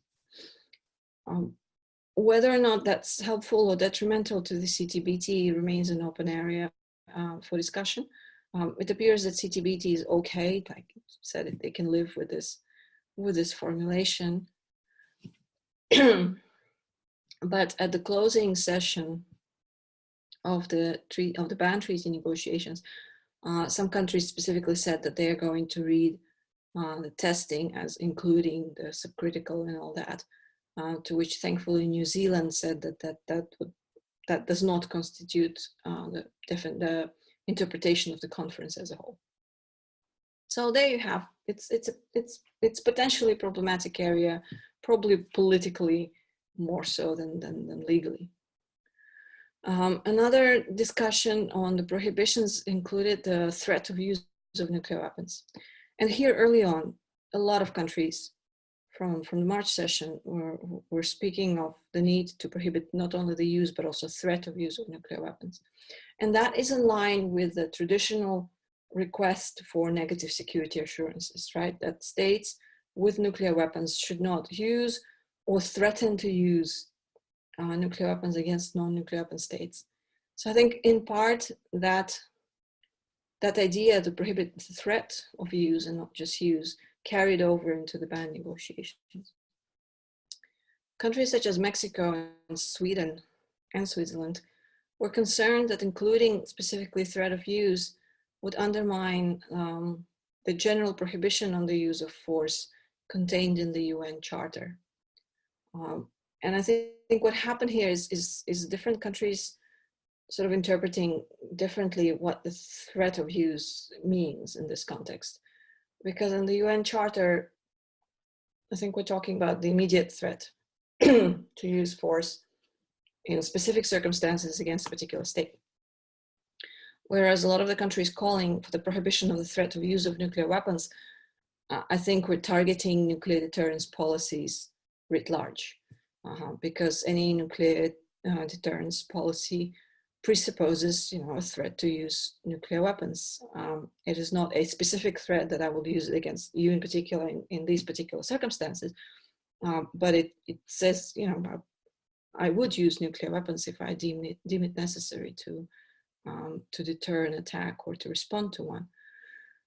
So I think it was that difference in approaches to the idea of the threat of use that was playing out. In the end, the treaty does include this, the commitment not to threaten to use nuclear weapons. And it's not that it was specifically agreed in the small group, it just kind of the discussion hit the wall at some point, and that provision ended up in the text. Maybe by the decision of the president herself. And once you have something in the text, especially when it gets really late in the negotiation process, it's very hard to get it out of there. And so the states that were concerned about the inclusion of the threat of use, they basically had to acquiesce to the fact that it's there in the text. The same happened with nuclear testing. The transit of nuclear weapons, I mentioned already, had some very strong proponents, especially in Latin America. Ecuador was championing the issue. And then other countries on other continents also supported that. Indonesia, for example, Kazakhstan. Interestingly, it split the states that are parties to different nuclear weapon-free zones. None of the existing nuclear weapon-free zones specifically prohibits the transit of nuclear weapons. And starting with South Pacific Treaty, the nuclear weapon-free zones usually include a provision where states parties to the zone retain sovereign right to decide whether they allow or prohibit the transit or visitation of vessels carrying nuclear weapons. And Singapore and some other nuclear free zone parties, they wanted that kind of provision in the treaty. And then others just didn't want transit mentioned at all. And after some protracted discussions, transit didn't make it into the treaty. Again, a lot of concerns about how implementable it is, really, how verifiable, and are we setting ourselves up for obligations we can't possibly implement. Safeguards was one of those issues where negotiations would have benefited from, I think, more time and more technical expertise. Again, there was no preparatory process as such, and verification wasn't discussed almost at all in the run-up to the negotiations because of this idea that we don't really need to address verification in this new treaty. But then, again, Sweden, Switzerland, some others said that, well, we need verification of the core prohibitions, and B, we ought to rely on the highest available standard of safeguards, and that would be the additional protocol together with comprehensive safeguards. But Brazil very strongly opposed that, as they opposed the additional protocol as requirement in all other fora. And here we had an interesting dynamic because the majority of states negotiating the treaty, I'm sure, would have been okay with including the additional protocol as an obligation generally, because a lot of them already have the additional protocol in place, and because it just makes sense logically. If you have such a comprehensive set of prohibitions and you want to ensure that states are not pursuing nuclear weapons secretly, then you need higher standards of safeguards, and additional protocol is that. But Brazil has its own reasons, and Brazil is part of that core group that I mentioned before that sponsored the resolution that established the mandate for the negotiations, and that core group also was actively working with the president, kind of trying to help the things along. And because Brazil was part of that group, other members of the group let the issue go. All of the other ones have the additional protocol. South Africa, Mexico, Ireland, Austria, they all certainly support the additional protocol otherwise. But because Brazil was one of the group, they didn't want to isolate it. And so they kind of let it go. And countries outside the core group that wanted the additional protocol either didn't want it, so strong enough, or they just realized that politically it will not be possible to have the additional protocol as a requirement, because the states haven't been able to agree on that in the IAEA in the context of the International Atomic Energy Agency or the NPT. So they didn't coordinate very much in pushing for the additional protocol. So in the end, the treaty requires at a minimum that you have comprehensive safeguards, specifically in CIRC 153. But it also says that whatever safeguards commitments you have at the time of entry into force of the treaty, you have to keep, which means that if you already have comprehensive safeguards and the additional protocol in force for you when this treaty enters into force, then you have to keep it. So comprehensive safeguards are just the bare minimum that you have to have. And that's good. That's good. It doesn't solve the Brazil problem, but they weren't going to solve it in those negotiations in any case. And here, I really regret that the International Atomic Energy Agency wasn't present at the negotiations to provide some technical legal advice.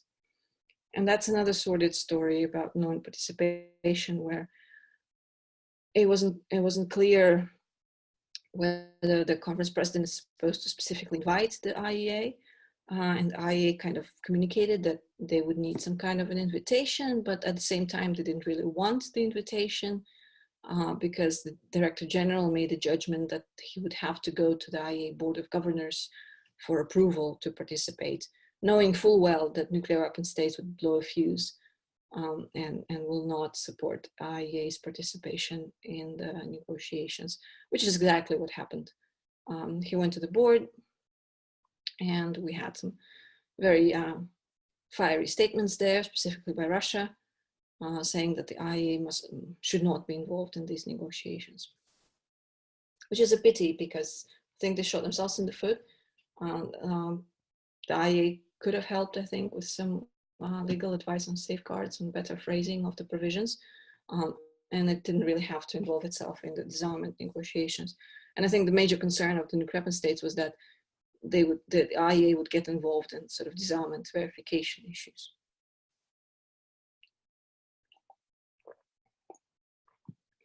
And disarmament provisions were probably the most complex negotiations, precisely because of that technical nature of the verification question, and because of this fine balance they had to strike between being overly vague and overly specific. And in the absence of nuclear armed states, just how much can you put in the treaty in terms of specifics? You can't have a defined timeline. That's unrealistic and ridiculous. But then can you also allow nuclear weapon possessors to join the treaty while they still have nuclear weapons? And that was the debate between the two approaches, whether you have disarm and then you join the treaty, and then kind of that takes care of the whole issue of, you know, prohibition on possession. Or if you allow, or if you want nuclear weapon states to join earlier, not at the end of the disarmament process, then you have to have some kind of disarmament provisions, because you cannot just allow a state with nuclear weapons to join and then take their time at whatever pace to disarm. So a lot of the conversation, debate, thought on disarmament provisions was around that. What are the obligations of a state if it joins and declares that it has nuclear weapons? How specific those provisions should be. And what the treaty negotiators ended up agreeing on is that if you join and declare that you have nuclear weapons, then you have to submit within a certain time period a plan for eliminating those nuclear weapons, and the verification and plan for verification. And then that has to be negotiated and agreed with the states parties to the treaty. That raised another question. Well, do you negotiate it with all the states parties to the ban treaty, or some kind of subsidiary body established by the state, by the meeting of state parties, or do you have like a whole separate organization for that? And for now, they agreed that the meeting of state parties will designate what they call a competent international authority, to which the nuclear armed would have to submit that plan, and with which it will have to negotiate the details of that plan. And that competent international authority, it could be a new organization. It could be a subsidiary body designated by the meeting of state parties, right? They can create a special council or something. So all those specifics will have to be addressed at a later date. They couldn't possibly, the negotiators couldn't possibly settle that issue at this stage, both because, again, of the absence of nuclear armed states, lack of solutions on this, and the lack of time.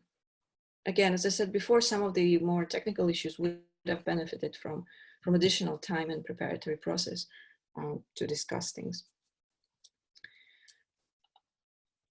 Verification also is a can that they kicked down the road, and rightly so. They again, the treaty again says that the states parties will have to designate a competent international authority, which may or may not be the same as the previous one, to carry out the disarmament verification.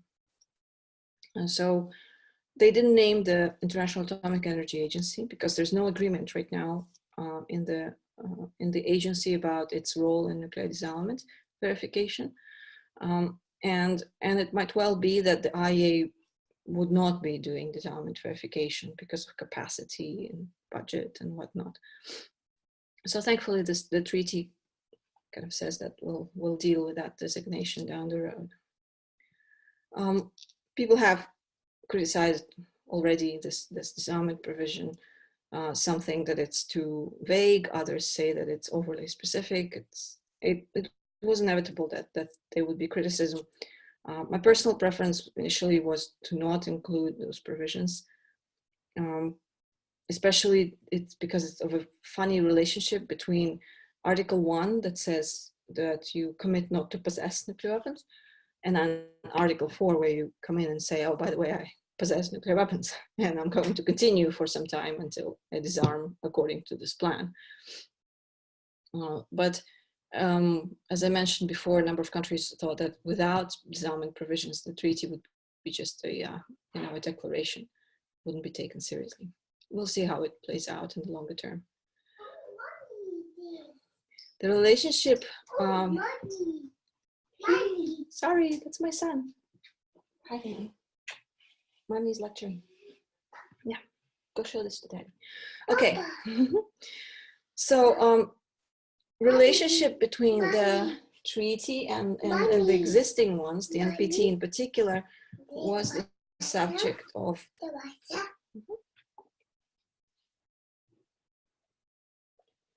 was the subject of intense discussion outside and inside the negotiations. Again, concern was that this new instrument is like a replacement for the NPT or otherwise a challenge. And so many states inside the negotiations were anxious to demonstrate that we still stand by the NPT. So much so that they wanted a specific article saying that you know, states, that this treaty does not change the, or, you know, otherwise undermine obligations and rights under other instruments. When they said rights, then it raised the question of, oh, but do nuclear weapon states have a right to possess nuclear weapons under the NPT? So they got rid of the rights. They stayed with obligations, and then somebody said, well, those obligations have to be consistent with the Treaty on the Prohibition of Nuclear Weapons.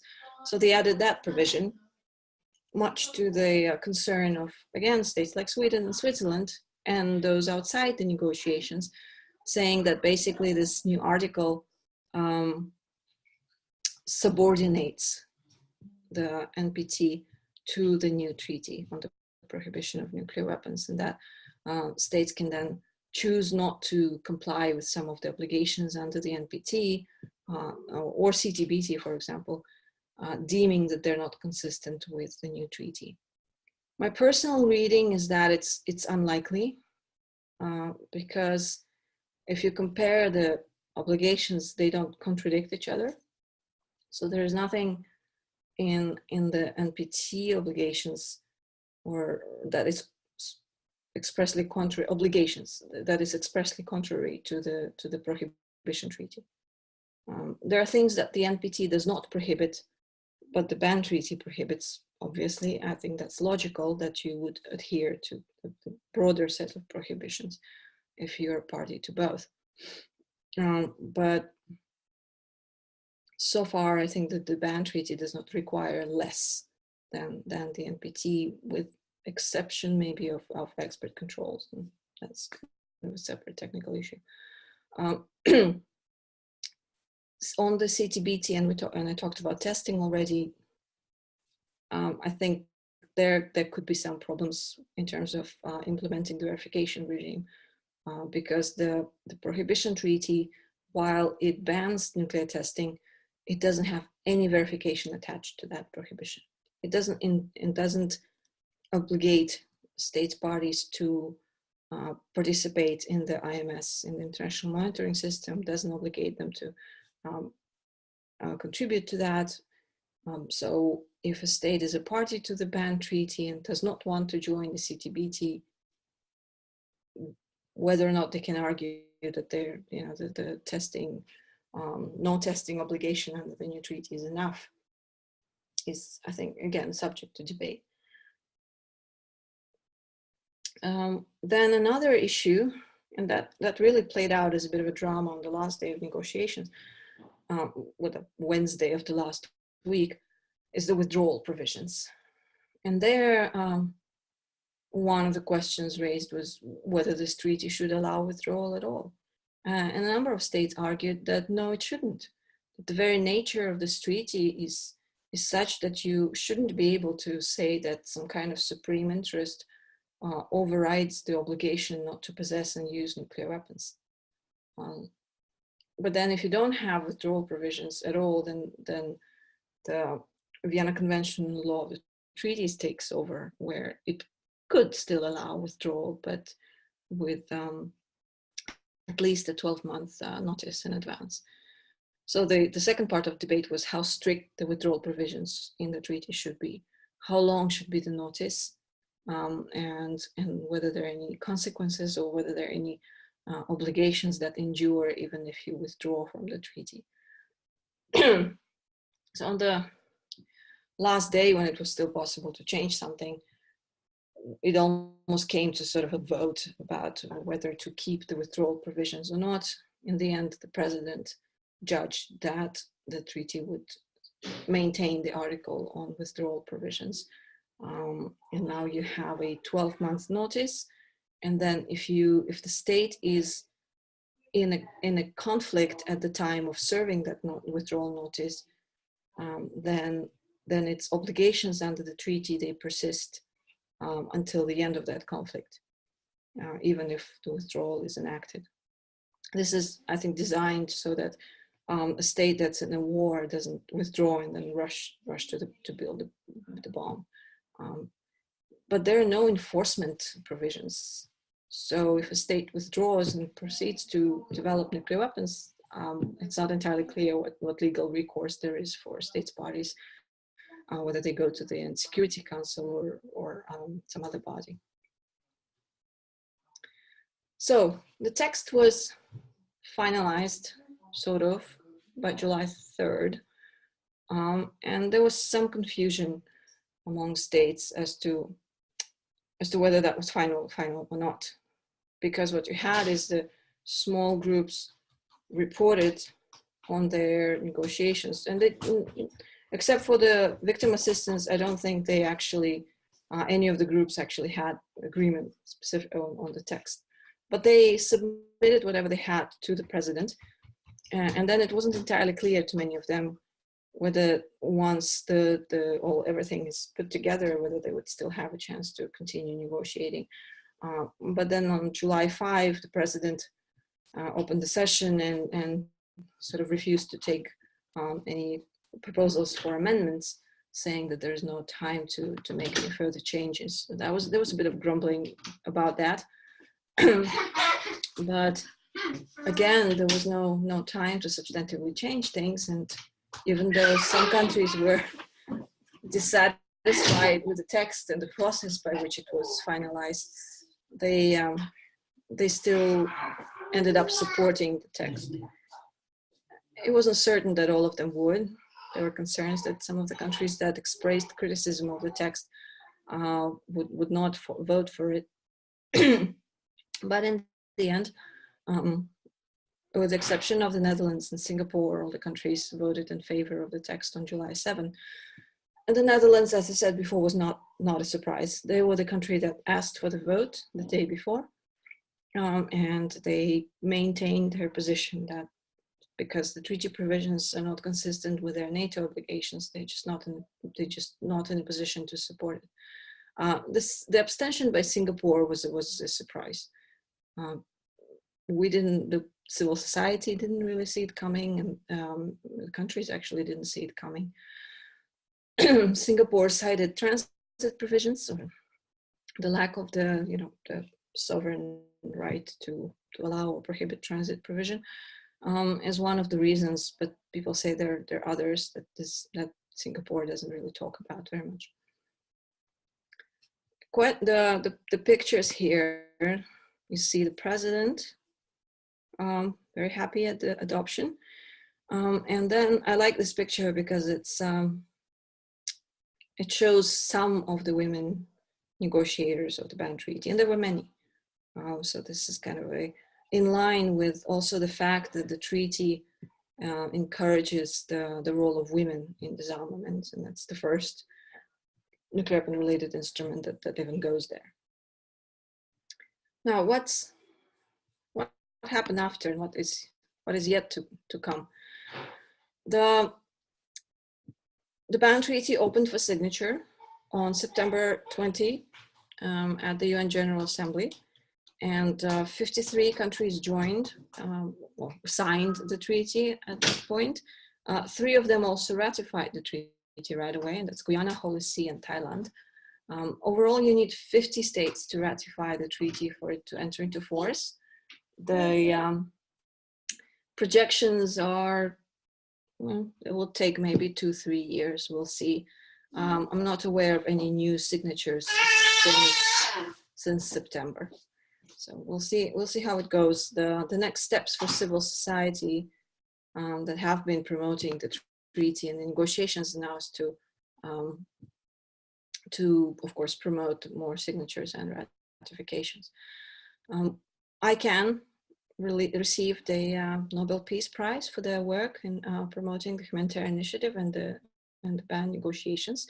It was a big surprise, but a very pleasant one. I was in New York when the news came, and it was a fairly happy morning at the first committee. You could see all the civil society corner hugging and a number of delegations coming over to congratulate them. So I think it's a tremendous recognition of the work of the non-governmental organizations in advancing the issue and helping refocus the attention from exclusively state-focused concept of nuclear weapons, nuclear deterrence and stability to much more humanized discussion about the impact and what that means.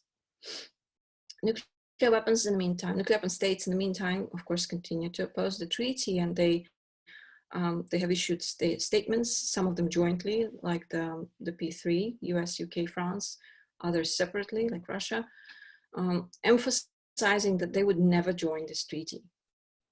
And that's not an accidental choice of phrase. They are concerned that the next step would be to make this treaty into customary law, to argue that it applies to all the states regardless of whether they are actually party to the treaty.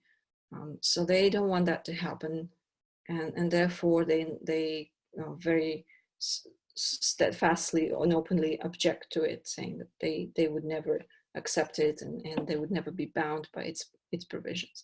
I think the treaty has a long way to go to become customary law, and it's very questionable whether it can at all become customary law if all the nuclear weapon possessors continue to actively oppose it. But positions have changed before, so I don't know if they should say never. The more immediate concern is the relationship between this treaty and the NPT regime and the review process. And some are concerned this would just become the sole focus of the review cycle, culminating in the 2020 review conference, and that similarly to 2015, this would be the main division that would sink the conference, and then it's unclear how states in the NPT would ever be able to achieve consensus again on anything if they profoundly disagree on this fundamental question of nuclear weapons legitimacy. A number of states believe that they can put this aside and focus on practical measures that they had previously agreed on, such as the 2010 Disarmament Action Plan. Hopefully that is possible. Right now, the tension is still pretty high, and it seems like nuclear weapon states are not prepared to engage. I think in part they're also using the ban treaty to cover the fact that there's been no progress on other issues, and they're not prepared to make progress on other issues. We're not likely to see a new, bilateral arms control agreement between the US and Russia. The intermediate nuclear forces treaty is in danger. Modernization is either ongoing in some states or completed in others. So they don't really have very much to show for their actions with or without the ban treaty. And so it's kind of convenient to say that this is the divisive topic. This is what is wrecking the review process. If you take the ban treaty away, there's still lots and lots of problems that could well bring down the next review conference. But it's relatively early in the review process, and another important factor is that the US nuclear posture review is not complete yet, and we'll see what the US nuclear policies are, probably early in the next year. And that, I think, will have a tremendous impact on the NPT discussions.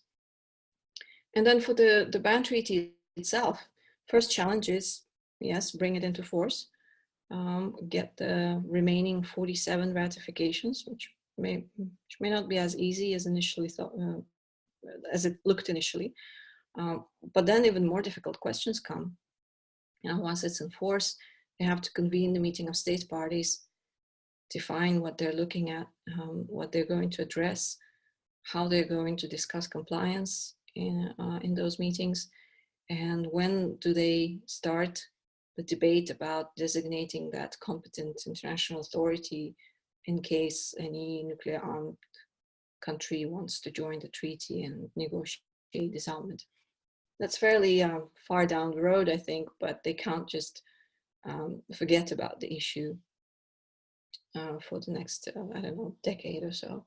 And I think in this regard, it would be important for nuclear and non-nuclear weapon states to have more initiatives dealing with disarmament verification, because that's a kind of an apolitical question, or it at least should be.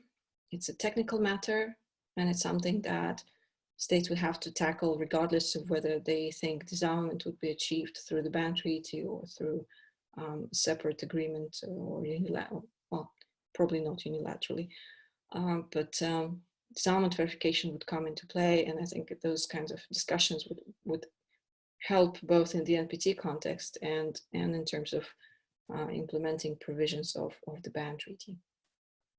But for now, I think it's both a the treaty itself is both a sign of hope, and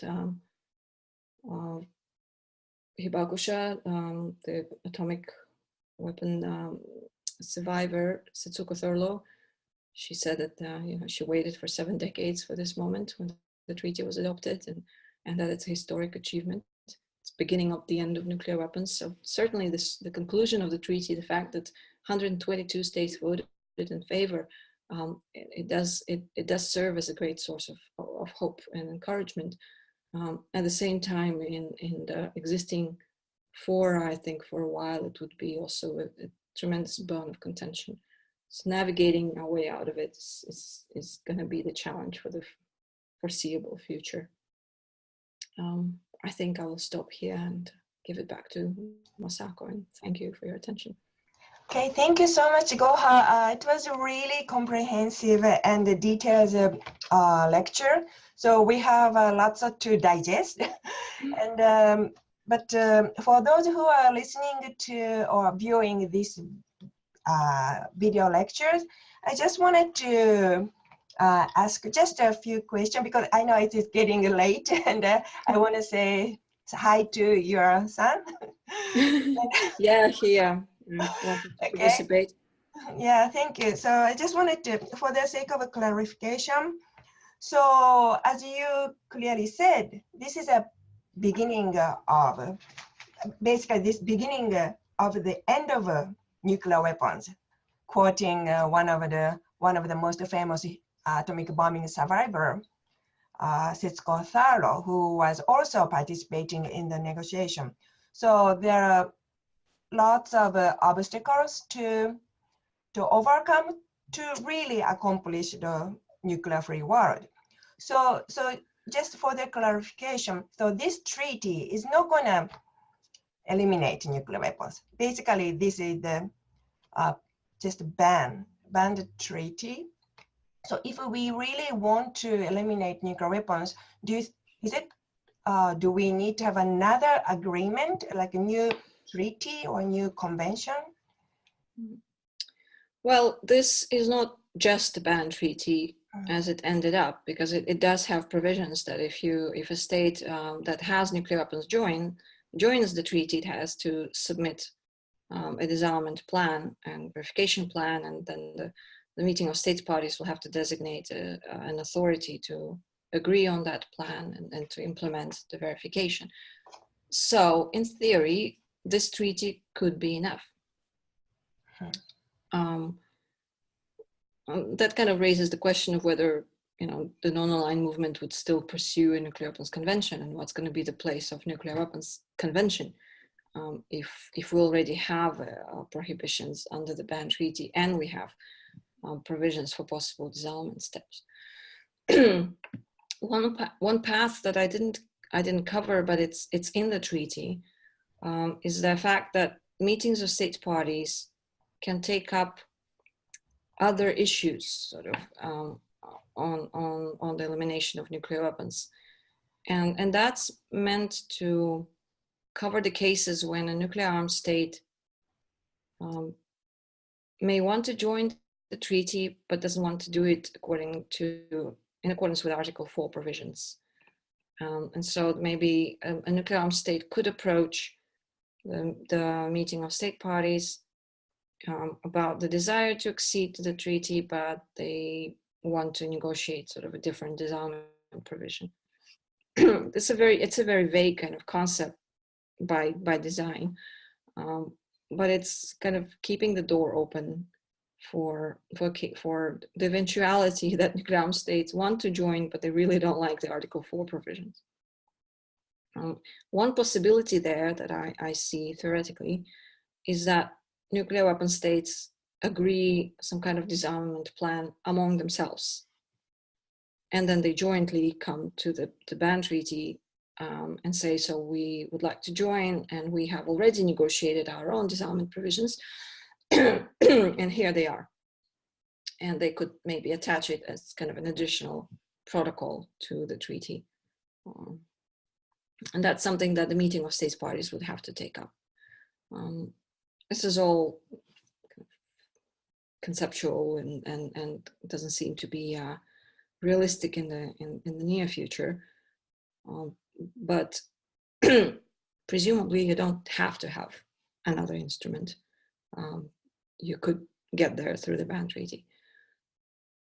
But if the nuclear weapon states insist that they would never join this treaty, even if they disarm, then clearly we would need another instrument. Okay, yeah, thank you so much, yeah, for the clarification.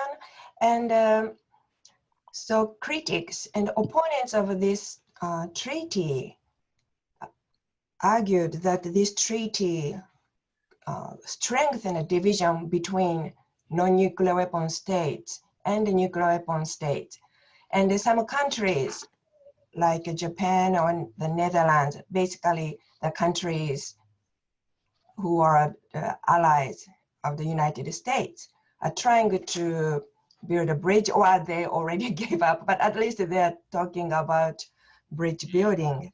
So would you briefly mention how, is there any possibility that we could bring these two opposing parties closer, or is there any effective way to connect these opposing views? In terms of strengthening the divisions, I think it is a very tangible manifestation of the disagreement about the legitimacy of nuclear weapons. And I honestly don't know how to bridge those two positions, where one says that nuclear weapons are unacceptable under any circumstances, and the other side says, well, yeah, there sometime maybe we'll have to use nuclear weapons. So I don't really see the middle ground there on the ultimate legitimacy, on the ultimate fate of nuclear weapons. On the steps to get to the zero nuclear weapons, yes, I think there they can, I think in principle, figure out a way to work together. And I think the core group states from the ban supporters are trying to shift attention to the measures, measures like transparency, like verification, like reductions, etc. So they have the treaty, yes, but that doesn't mean that they reject, for example, previous decisions of the review conferences. They're still fully in support of the 2010 action plan. And that one has measures like reduce the risk of use of nuclear weapons, reduce the numbers of nuclear weapons, reduce the role of nuclear weapons in nuclear doctrines. I think they stand ready to engage on these things. So the sad thing is that it's really nuclear. It's really non-nuclear weapon states on both sides anxious to somehow come to a middle ground, but I'm not entirely sure what that middle ground would do without the participation of nuclear weapon states. And we have this weird situation where non-nuclear weapon states somehow supposed to come up with solutions to make nuclear weapon states comfortable, where nuclear weapon states are kind of striking a pose that you did this terrible thing, and we're hurt and we're not going to do anything now. So I think it's really the ball is in the court of the nuclear weapon states to bring something to the table. They have to demonstrate some kind of a vision for nuclear disarmament. they say they're fully committed to the step-by-step approach, but what does that entail?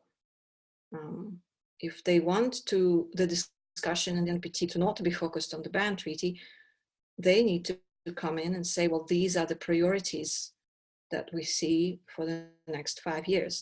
These are the things we think we should be focusing on in terms of implementing.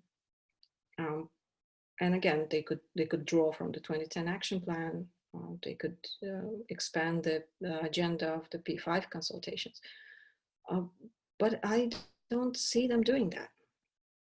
And if they don't do that, then I'm afraid that Japan and others can build bridges all they want, but for whom are they building bridges? So that's the challenge, I think, right now. Okay, thank you. Yeah, to be very honest, I really don't see the answer to this very challenging. Of course, as you said, this treaty gave a huge hope for those who are really hoping to prohibit nuclear weapons. And I personally, as many of you know, I'm a strong disarmament advocate, but I really see the huge challenges ahead of us. So that's why this year's topic included achievement, aspirations, and the challenges of ahead. So I hope we study this issue quite comprehensively and come up with some creative ideas. But thank you so much, Gaukhar. I know it's getting late in Vienna, but I really appreciate your lectures, and we learned a lot. So we have to digest quite a lot of things. But for those who are also watching this video, we also have a separate lecture on the Nuclear Non-Proliferation Treaty. In Gaukhar's lecture, she mentioned Nuclear Non-Proliferation Treaty, NPT, and International Atomic Energy Agency's verification. And we will provide one lecture on that issue. So don't worry about that. So anyway, thank you so much, Gaukhar, and thank you so much for joining, and thank you for those who are watching this video. So if you have any question, just email me. We will do our best to respond to your question.